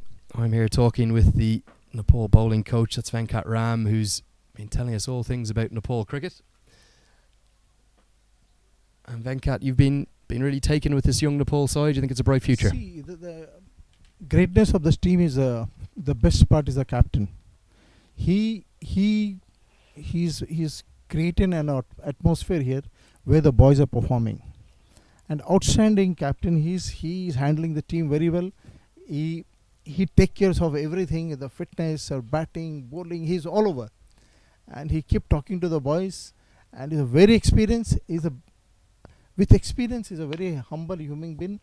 So that is what I see him. So I can really very much sure that that this team will do under his captainship within next couple of hours. We're going to have a change in bowling for Ireland. George Dockrell we'll see for the first time today with his left arm spin. And we saw this throughout the Tri-Series in Dublin that Dockrell tended to be used late in the innings. And we might end up with a scenario where he might not bowl his full allocation of 4, but crucial wicket that one, the final ball of Delaney's third over, getting the big scalp of Pandey. We'll see Dockrell into the attack for the first time. And at the halfway stage of the innings, Nepal 73 for 2, exactly half the runs scored, 73 more to win. So the game nicely poised. Yeah, very well poised is the game. But it's still the more is the Nepal side. If they'll continue batting like this. But they never know. The cricket is very uncertainty in the game. So we'll wait. Yeah, we'll have to see how this plays out. Dipendra Singh Irie off the mark with a quick single. That's what we'll get from him. Busy young cricketer. As Arif Sheikh comes back on to strike. Arif Sheikh's looked in good touch boundary off his first ball from Boyd Rankin. What will the tactics be going forward here for the remainder of the innings? You'll be looking to try and pick up a boundary each over and complement it with some singles? The backup plan is there, definitely. So we'll go easily, but with the way they're playing, it will go on like this. If required, at all is required, we have players behind. Karan is there, and the one and a couple of batsmen. They can really go for the bowlers. So if their turn has come, so definitely they'll show their skill. How have you seen the batting evolve throughout your time in Singapore and on here to Oman? It hasn't necessarily been a strength. There's been some inconsistency in the batting. Very much, I'll say. But in fact, in this tournament, Muscat, our batting is really improved. Singapore, we couldn't do so well because of the wicket. Here the wicket is beautiful, fantastic pitch where they really enjoy playing shots. So Nepal side, they had basically stroke players, where Singapore that wicket was not so favorable to play that kind of cricket. So here, what I'm saying, the Nepal team, because of the hardness of the wicket here, they're really doing very well. Good tight over from George Dockrell, just 3 runs coming from it. Nepal moved to 76 for 2 after 11 overs. That required run rate just creeping up towards 8 and over for the first time. So Nepal are going to need to try and judge this chase well. They do have power hitters to come, as you said, Venkat, but going to need to try and keep that figure from escalating out of control. Well, 7.8. yeah, that's the required run rate there at the bottom of your screen. 7.8 needed. And we're going to see another change in bowling. This time, the off spin of Simi Singh into the attack. So a bit of a trial by spin, but that's something Nepal are used to. There's a lot of spin bowling up in there in Kathmandu and Pokhara and all across north of India. Yeah. What is his name? Is the bowlers? So this is Simi Singh into the attack now. Yeah. Okay. See, this wicket, because of the weather, it's very hot. So this wicket is always a grip little bit, Fast bowler also, they go for cutters, spinner ball with a take turn. So our batsmen should be very, very, very careful about the nature of the pitch now. So once they settle, I'm very much sure that we'll finish our game in good note. Aggression from Irie, who looks for the sweep shot. He's going to run quickly between the wickets. George Dockrell picks up, the throw comes in, but really good fast running from Dipendra Singh Irie will get him back for 2. And that's kind of his game, really, isn't it? Fast running between the wickets, cuts and pulls and sweeps, and looking for the 2s rather than power hitting and clearing the ropes. Actually, this kind of wicket, you cannot play much of drives in the front of the wicket. So our batsmen, they're very good in cut and pull. This kind of wicket, it suits our batsmen. I'm sure that our batsmen, this kid will definitely see beautiful shot they played. Yeah, Dipendra Singh Irie so comfortable on the cut. Yeah. But it's an interesting field they've got set for Irie. And remember, 2 Irish players, Paul Sterling and Kevin O'Brien, have spent time in Nepal at the Everest Premier League last year. So perhaps using that knowledge of having played with and against Dipendra Singh Irie to set that field. Andy Balbirnie out at deep point there. See, I have not worked with them much of even last year also, but I'm planning after my completing the domestic in India. If given an opportunity, I'd like to work with them. They are the fantastic talent, and raw talent. They hardly play much of cricket over there, and the conditions are not so good. Even then, the boys are doing is a really mine. They're very tough guys. And this is really good tight stuff from the 2 Irish spinners. Just 3 runs coming from that over again. And at this point, Venkat, I'd like to thank you so much for coming to join us during the middle of the game. Thank you. Really interesting to hear your thoughts. And we'll send you back to the team chase. And good luck with the rest of the chase now. So there were the thoughts of Venkat Ram, the Nepal bowling coach. And I'll be rejoined now by Jameel Zaidi. And Jameel, with just 8 overs to go in this chase, perhaps Ireland coming back into it a little bit. You felt it was Nepal's game to win. Yeah, absolutely. Looks like that they're coming back into the game. And as I told you earlier, spinners have done a good job so far. Simi is doing very well. And George Dockrell's going to continue. Dipender Singh Airi looking for that sweep shot. But both of these batsmen have just got a little bit bogged down by the spinners. Yeah, absolutely. They're bowling on the spot from the Simi and what's the name? Tuck. George Dockrell. Yeah. George Dockrell with his left arm orthodox doing a really effective job here, and every single one of these dots is just sending that required run rate up. It's the highest it's been now in the entire innings. Pushes up over 8.6 for the first time. 8.74 required now in that run rate. Singles aren't going to cut it right now for the pull. Absolutely brilliant Misfield bowling. in the Oh, deep. there's a misfield. Oh. Yeah, sorry, Jameel, that was a poor misfield. It was always just a single there, and Gareth Delaney, looking for the one-handed pickup, has fumbled that one. Every run is very, very important for Ireland. Their bowlers are doing a great job right now, both the spinners, Simi and Dockrell, from the other end. Shorter cut away, this time by Arif Sheikh, going to be a single to Gareth Delaney. What will the tactics be here from Nepal? They've plenty of wickets in hand, but they need to start finding boundaries. Yeah. At least now 12 overs has gone. At least one boundary in an over is quite enough, at least to keep them up for the run chase. Yeah, they can't find that boundary at the moment because the Irish spinners just stifling this Nepal batting lineup. Both batsmen struggling a little bit. Dipender Singh Airi 8 off 13, Mohammad Arif Sheikh 20 off 20. Just looking to get that run rate up if they can. So far, remarkable job is done by both these spinners. They stopped the run, which was coming very easily before.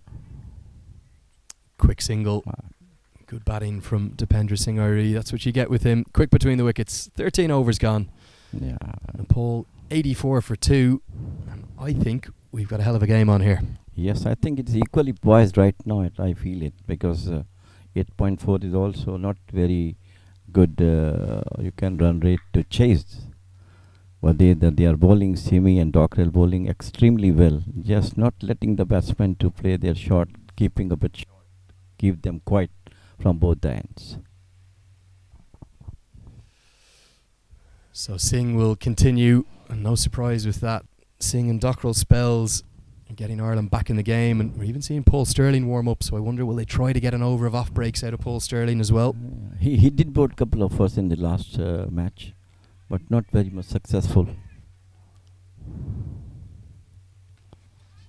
Rather extraordinary shot that from Dipender Singh Airi, almost flinging himself Superman style towards the ball for that cut shot for a single. Surely would have been a wide if he'd left that. It was too wide, but he chased it outside the upper stump and fell on it to play it on towards point.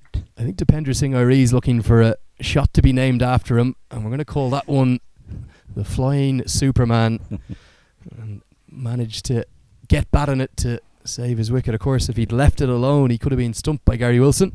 But that's what Simi Singh does. He watches the batsman really intently right up to the delivery of release. Yeah, he released a bit later, sawing the batsman coming up.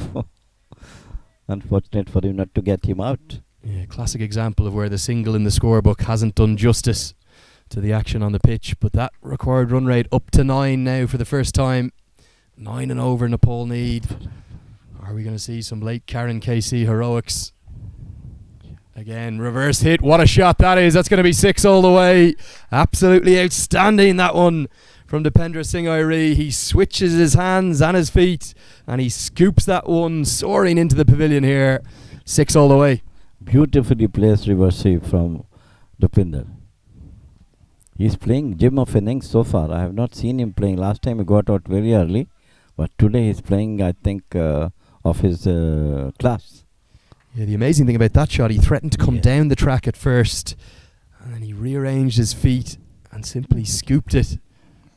Beautifully placed. We've seen a fielder go into that position. I don't think I've ever seen that to an off spinner before. There was a fielder specifically for the reverse scoop sweep. Gareth Delaney back at what's really a wide third man alongside the deep point that's out on the field on the boundary as well. Yeah, and this T20 has brought lot of unfamiliar shots in the game. reverse sweep, scooping, and this and that. You can expect any innovation from the batsman. Yeah, more quick running between the wickets will get Sheikh back for 2. And a crucial 6 that was in this over, because that's already 11 runs from the over, and that required run rate back down towards 8 and over. Yeah, that beautiful hit toward the gully boundary for 6 from the Pinder has brought the run rate back into their favour at the moment. But still, I think 8.5 is still required.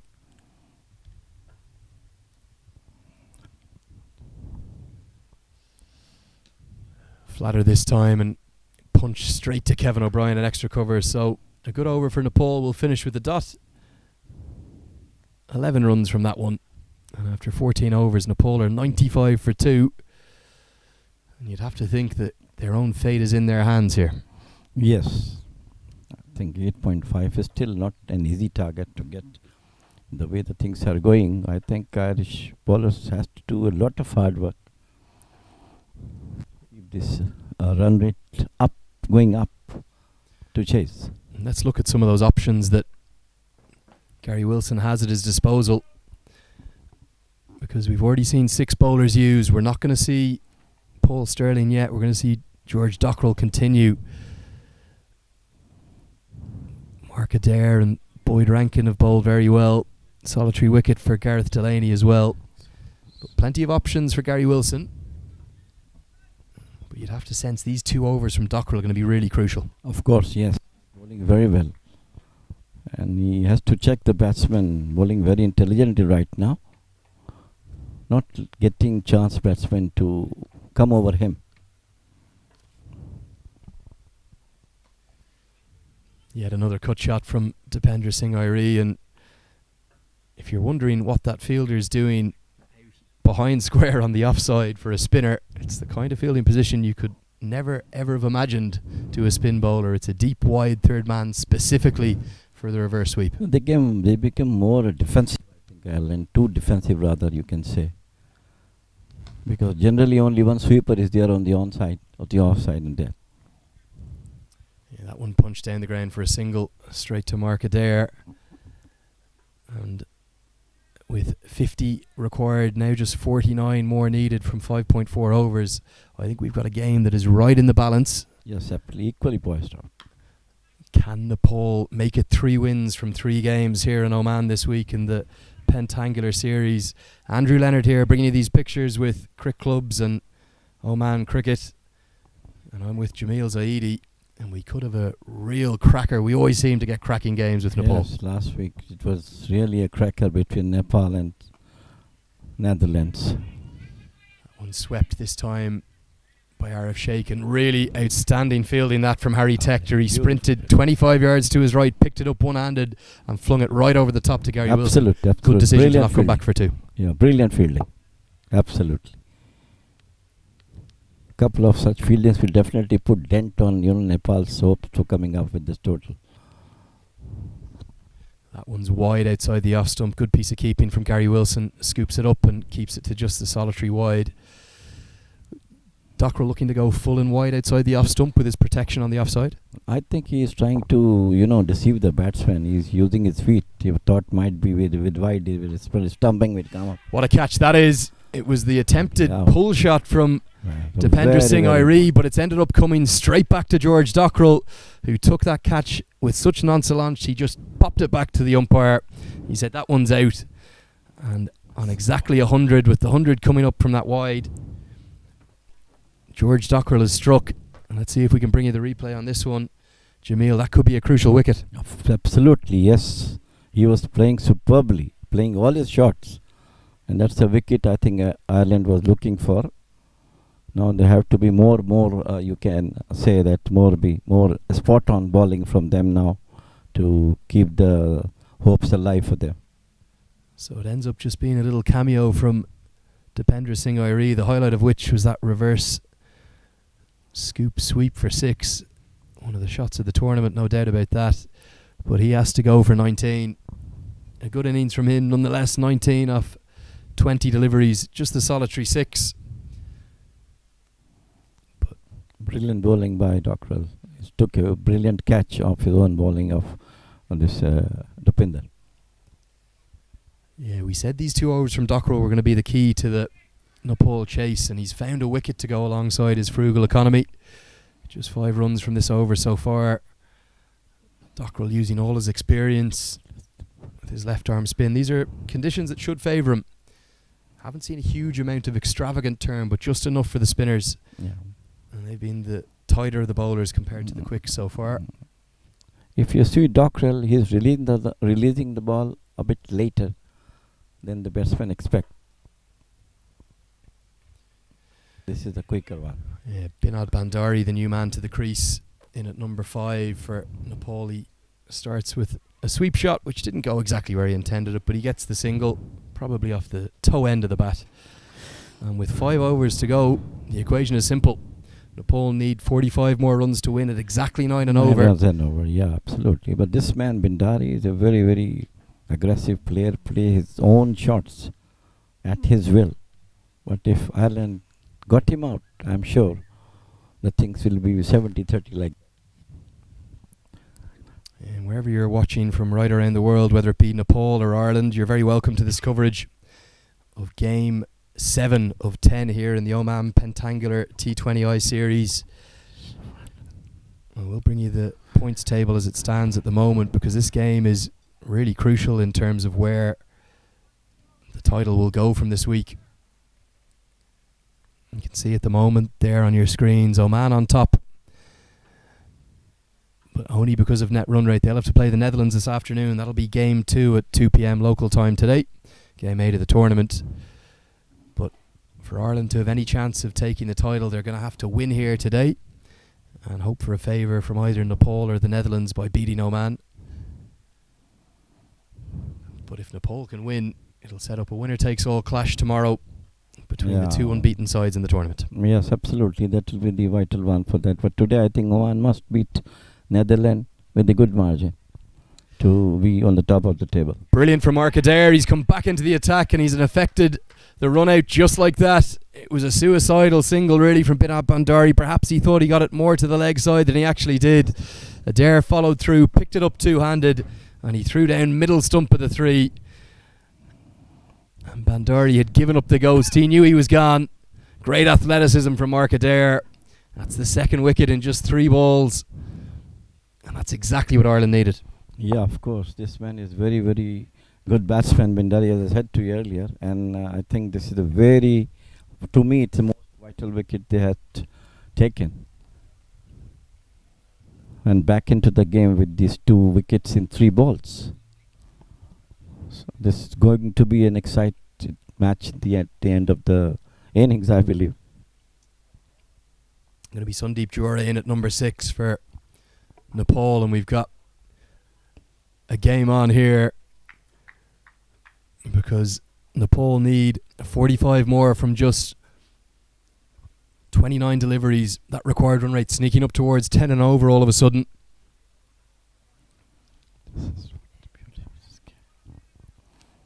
This is the beauty of this game, Andrew. Whether it's T20, ODI, whatever. Short ball, edged and taken. It's going to be a 3rd wicket in 4 balls. An outstanding catch from Gary Wilson. He dives full length to his left. He clings on with one hand just above the turf. Mark Adair has another wicket for Ireland, and this time it's thanks to a simply outstanding catch from Gary Wilson. Captain has done his captain's catch right now. Beautiful delivery. It was a short pitch, slow short pitch, and the batsman played too early, got an edge, and got brilliantly taken by Wilson behind the wicket. Absolute thriller.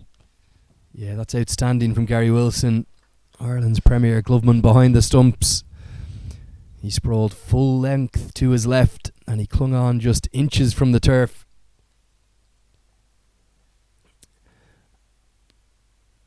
Mohammad Arif Sheikh, he's gone for 26 off 26 deliveries, 2 4s in that innings. And all of a sudden, there's a scramble in the Nepal dressing room because their batsmen are having to get their pads on very quickly indeed. 3 wickets in 4 balls. Sampal Kami, the new man to the crease. Absolutely. Great comeback by Ireland in the game.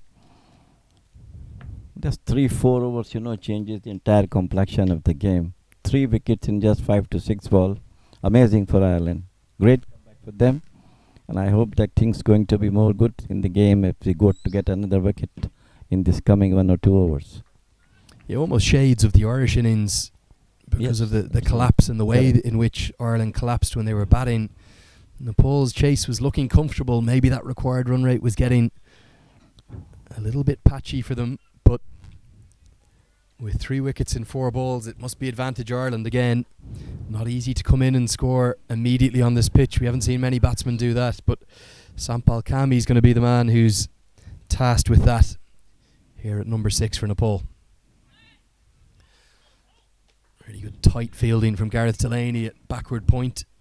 More changes of pace from Adair. Yes, Mark is bowling very well, intelligent bowling from him. This was a slower one, and the other one was a slow short pitch delivery, and got a very, very good wicket. And it's absolute brilliant catch by Wilson behind the wicket. In fact, of course, Nepal are 5 down now. And at number 7 is Sampal Kami. Slower ball again, and just proving so difficult to get away. Another dot ball. 2 wickets, the first to run out, and 2 dots so far from this over. And that required run rates over 10s for the first time. Yeah, of course, I think brilliant fielding right from Ireland bowlers, and supporting their bowlers who are doing extremely good job right now to brought them back into the game.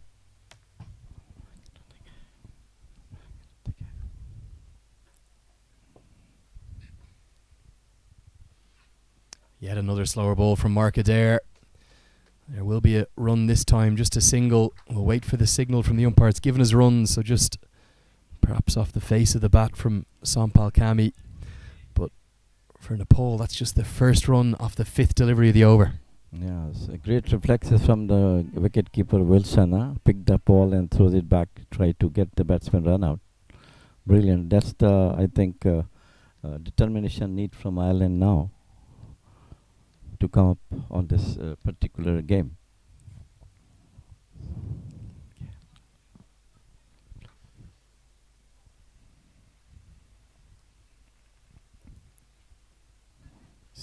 Slower ball down the leg side. That one will be signalled wide.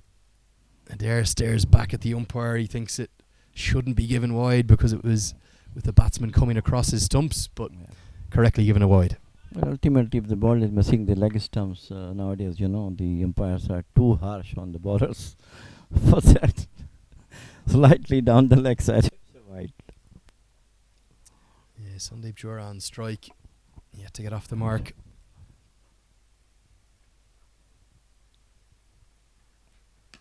This time it was a full pace delivery, punch back down the ground. Just going to be a single, so an outstanding over from Mark Adair. 3 runs and 2 wickets coming from it. One of those a run out. And with 4 overs left in the game, Nepal need 42 more to win, correction. And you'd have to think it's advantage Ireland. Yeah, of course. Right now they are on the top. 24 balls, 42 runs required, 10.5 the required rate for them. And I want to say very good morning in Ireland. What's the time now? Yeah, about 9:30 back in Ireland right now. We have a very good team friend there, Andrew Wooten. If he's there, Andrew, how are you? Have a nice day. Yeah, Andrew We were Wooten. expecting you to be here in Ireland. Andrew Wooten down in Cork, probably watching the game there, where Oman took their preparatory tour ahead of the World T20 Qualifier in 2015. And really the story of Oman cricket is one we're going to get into this afternoon. A brilliant journey they've had over the last 4 or 5 years. The former team manager Jameel Zaidi here with me to my right. Andrew Leonard. I'll be keeping you posted all the achievement that Oman has done in the afternoon matches. We'll have plenty to And chat about Cork this is afternoon. the ground where we really got a lot of practice from the Ireland weather. So we're going to see George Dockrell bowl his 4 overs straight through from this Amerat end. And he's done such an effective job for Ireland. That one, the attempted heave down the ground from Jura could only be skewed into the leg side for a single. In fact, it was indeed Sandeep Jura. Sampal Kami back onto strike now. He hits that one into the leg side, into the gap between Stuart Thompson and Harry Tector, and lots of time to get back for 2. Clever batting to start with from Cammy. Yeah, of course. Dockrell has to bowl the same way he was bowling before. It was very short and he has all the time to play between mid wicket and mid on.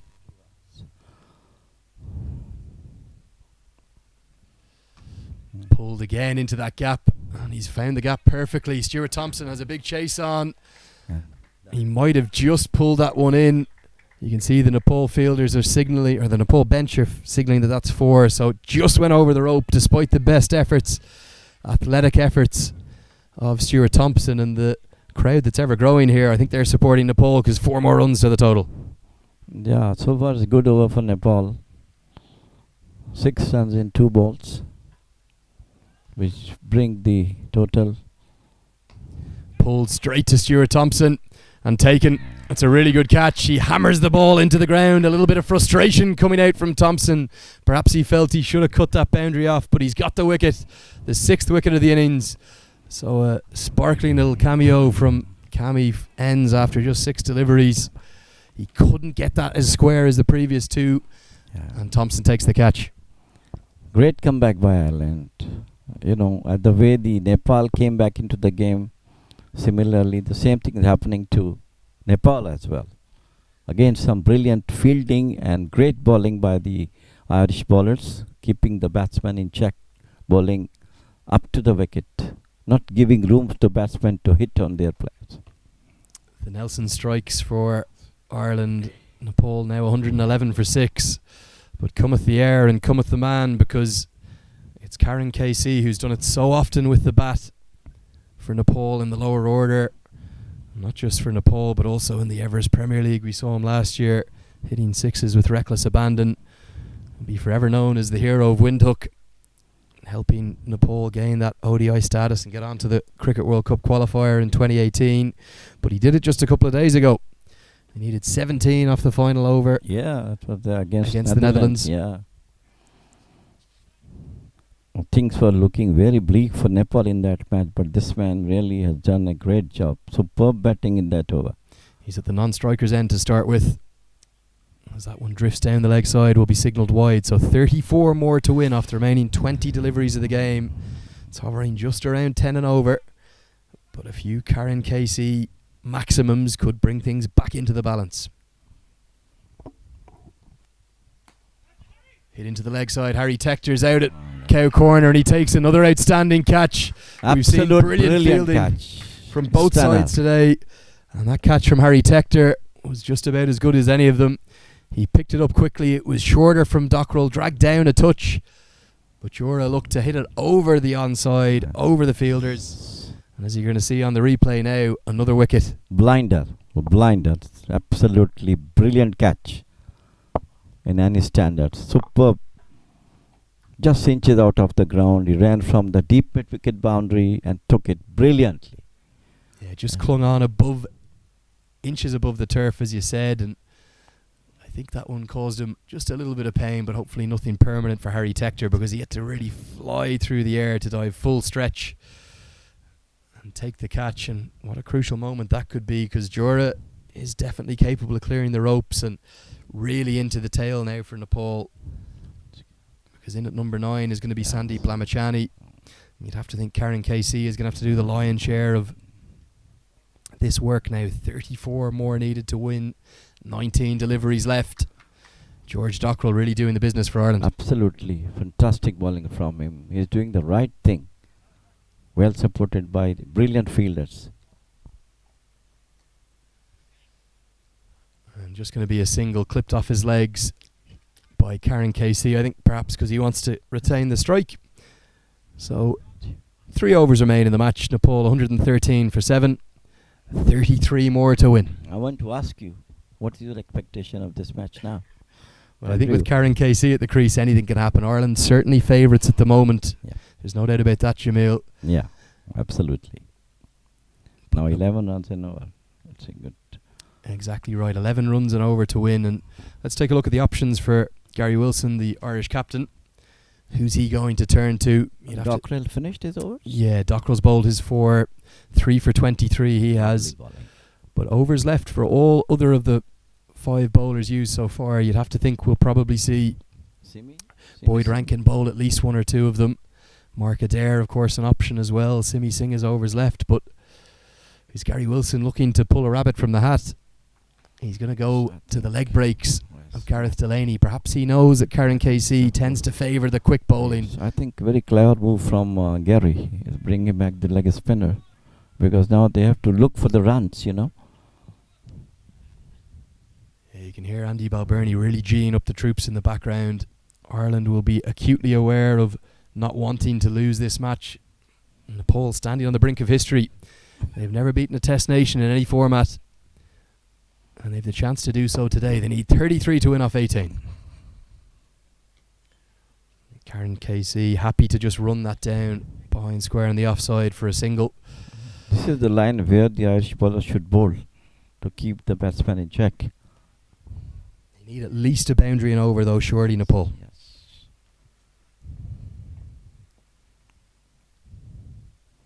Lamichan is not a very good batsman, but of course this other man, Karen Casey, is absolutely the danger man for Ireland at the moment.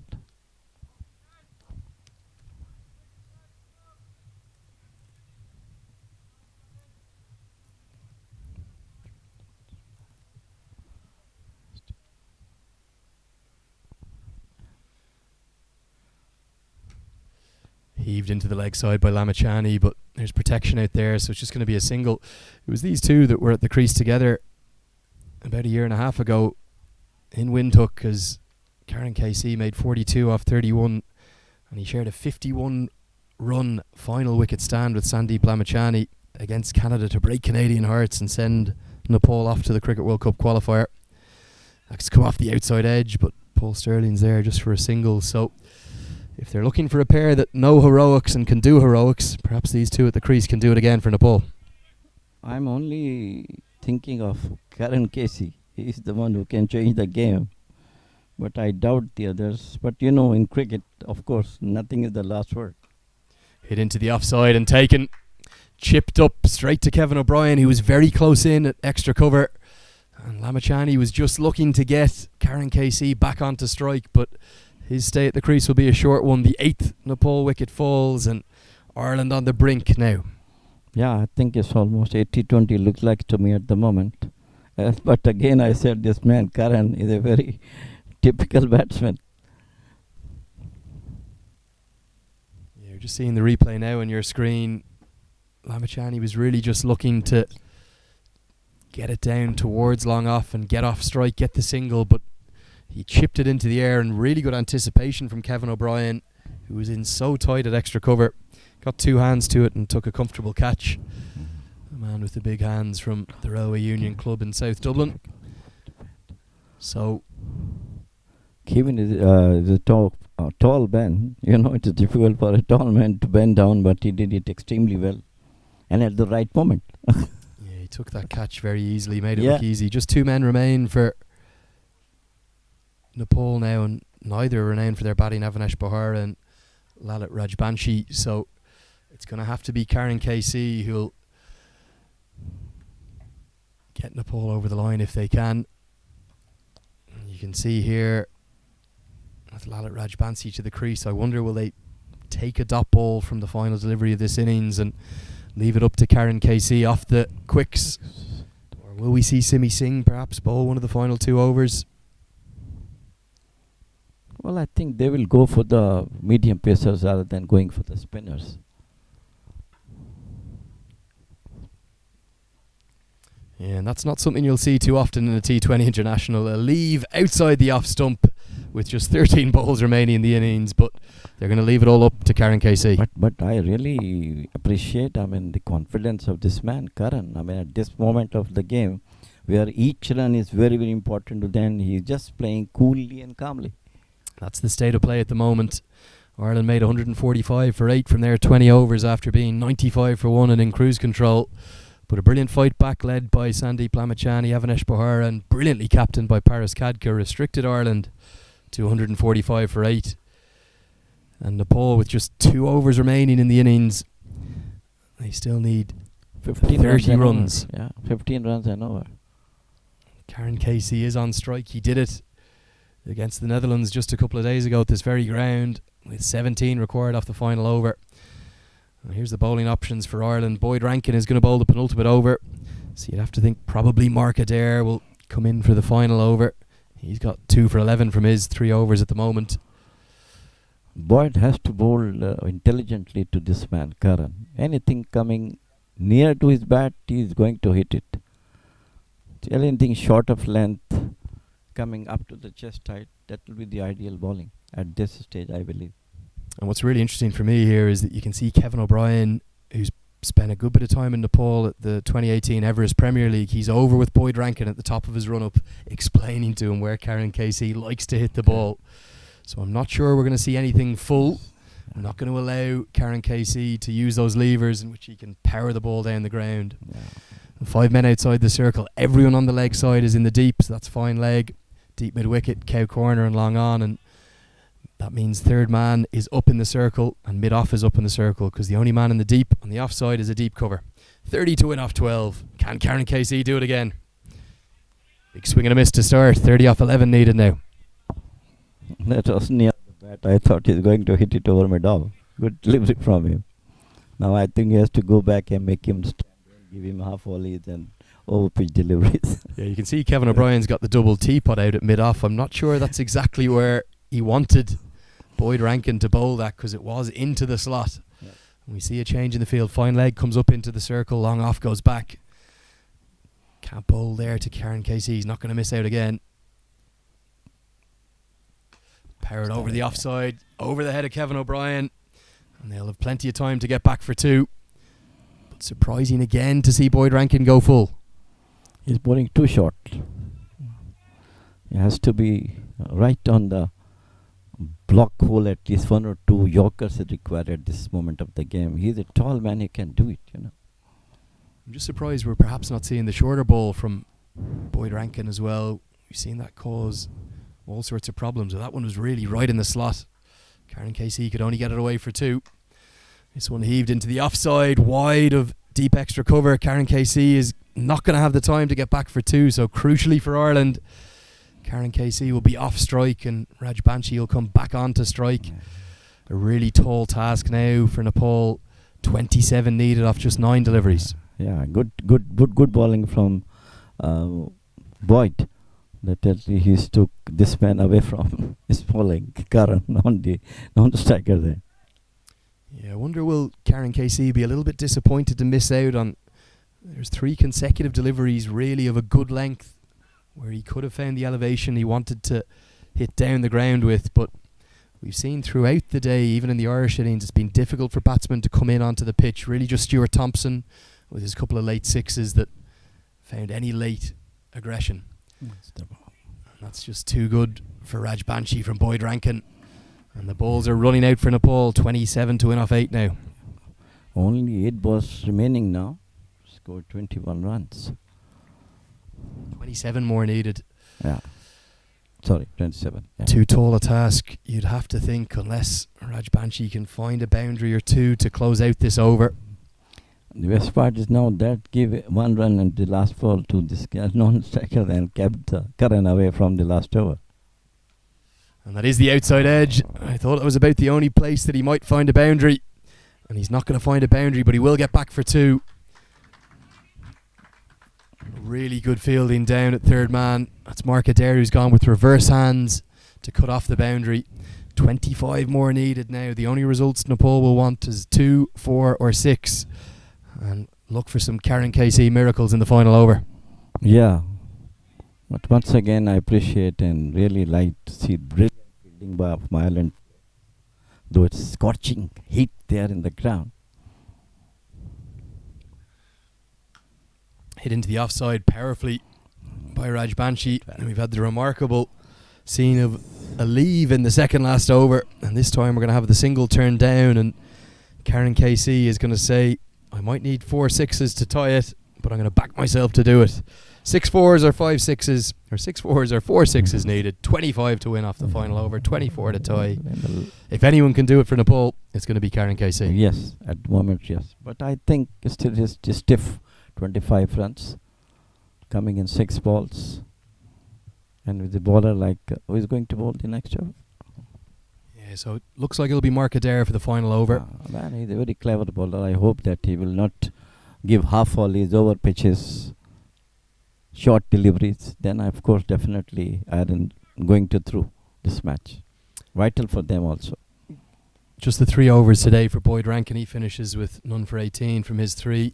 Mark Adair's got 2 overs, or 1 over left. He's got 2 for 11 from his 3 overs. But all the Irish bowlers contributing well today.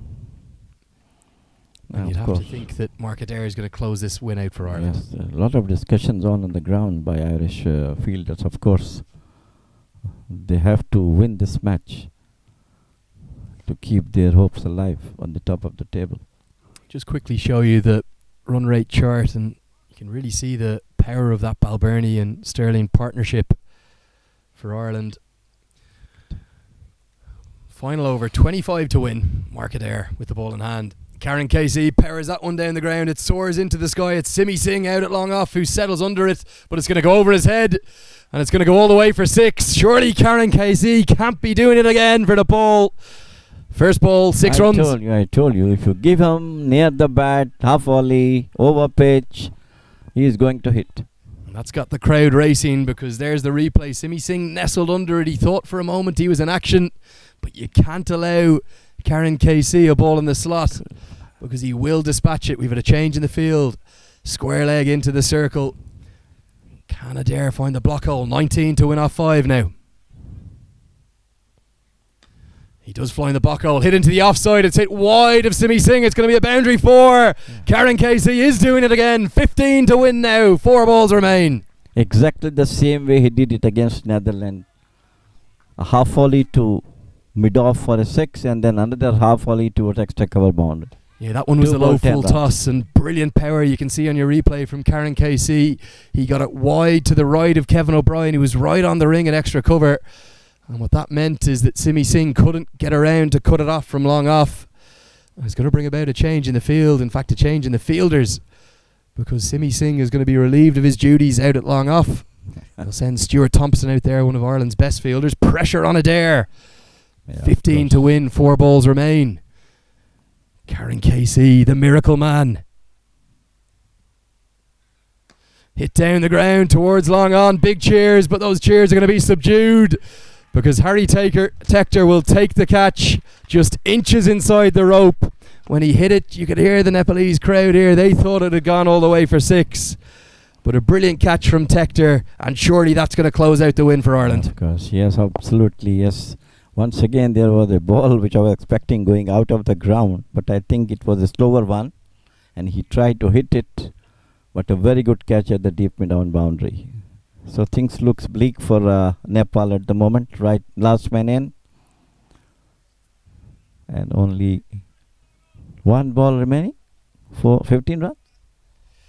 So great nerves from Harry Tector. 15 required to win off the final 3 deliveries. If that one had gone for 6, if he'd stepped over the rope, it would have been 9 to win off 3, and Karen Casey would have still been on strike. But excellent fielding from Harry Tector. We've seen excellent fielding for both sides today. Some really good catches held, and just for a moment there Ireland were wobbling. 6 and 4 to start the final over, but it was a bridge too far for Karen Casey. It'll bring the number 11 to the crease, Avinash Bahara. He's not going to be on strike, so Lalit Singh Rajbanshi is going to need a miracle. 15 to win off 3. And that dot ball will close it out for Ireland. Yes. Because as long as the bowler can keep his foot behind the line and we don't have a no bowler or wide, Ireland will take the win here in Oman. Yes, congratulations to them for some brilliant late comeback in fielding and brilliant bowling. Yeah, it was yet another slower ball from Mark Adair. We've seen him utilise those so effectively today. 15 to win off the final 2. Keep your foot behind the line, Mark Adair. And he's done that. Rajbanshi's punched it into the leg side. He'll come back for 2. A direct hit's going to be close.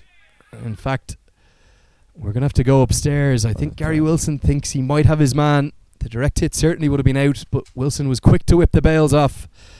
And I just wonder is this Nepal innings going to end all out with 1 ball to go?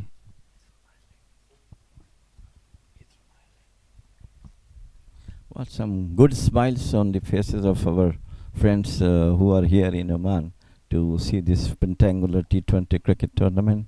All smiles on the faces of our European and Ireland fans who are here as Ireland is moving up. Yes, we're just waiting for the third umpire system here at this Oman Cricket Academy setup. World first for non-televised matches with the third umpire. So he's just waiting for the radio from that third umpire. You can see on your screens here, they did look to come back for 2, but George Dockrell got the flat throw in right over the top to Gary Wilson. It looks very close indeed, so we just have to wait for the moment for Hari Krishna, the third umpire's decision. Either way, it looks like Ireland are going to close out this win. But just waiting for Hari Krishna. He's running back those replays on his screen in front of him here. They are closed circuit. And in fact, that is indeed out. So Nepal have come up short today, and they're going to come up short.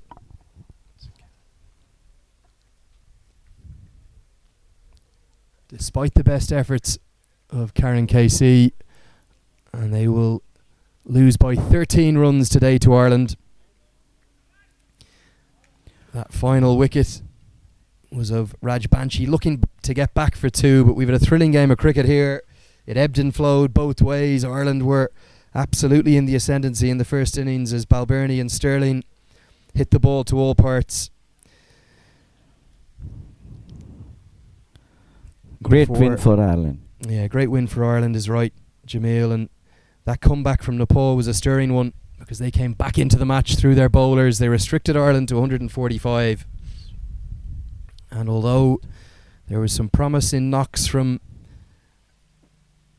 Arif Sheikh and Dipendra Singh Airi and Paris Kadka, nobody could really quite get in the way Paul Sterling did for Ireland, for Nepal, and the end result will be that Nepal will come up short by 13 runs, and it means Ireland will run out winners and move top of the table. Yes, of course. Brilliant win for Ireland. Of course, they did a lot of hard work to get this victory for them.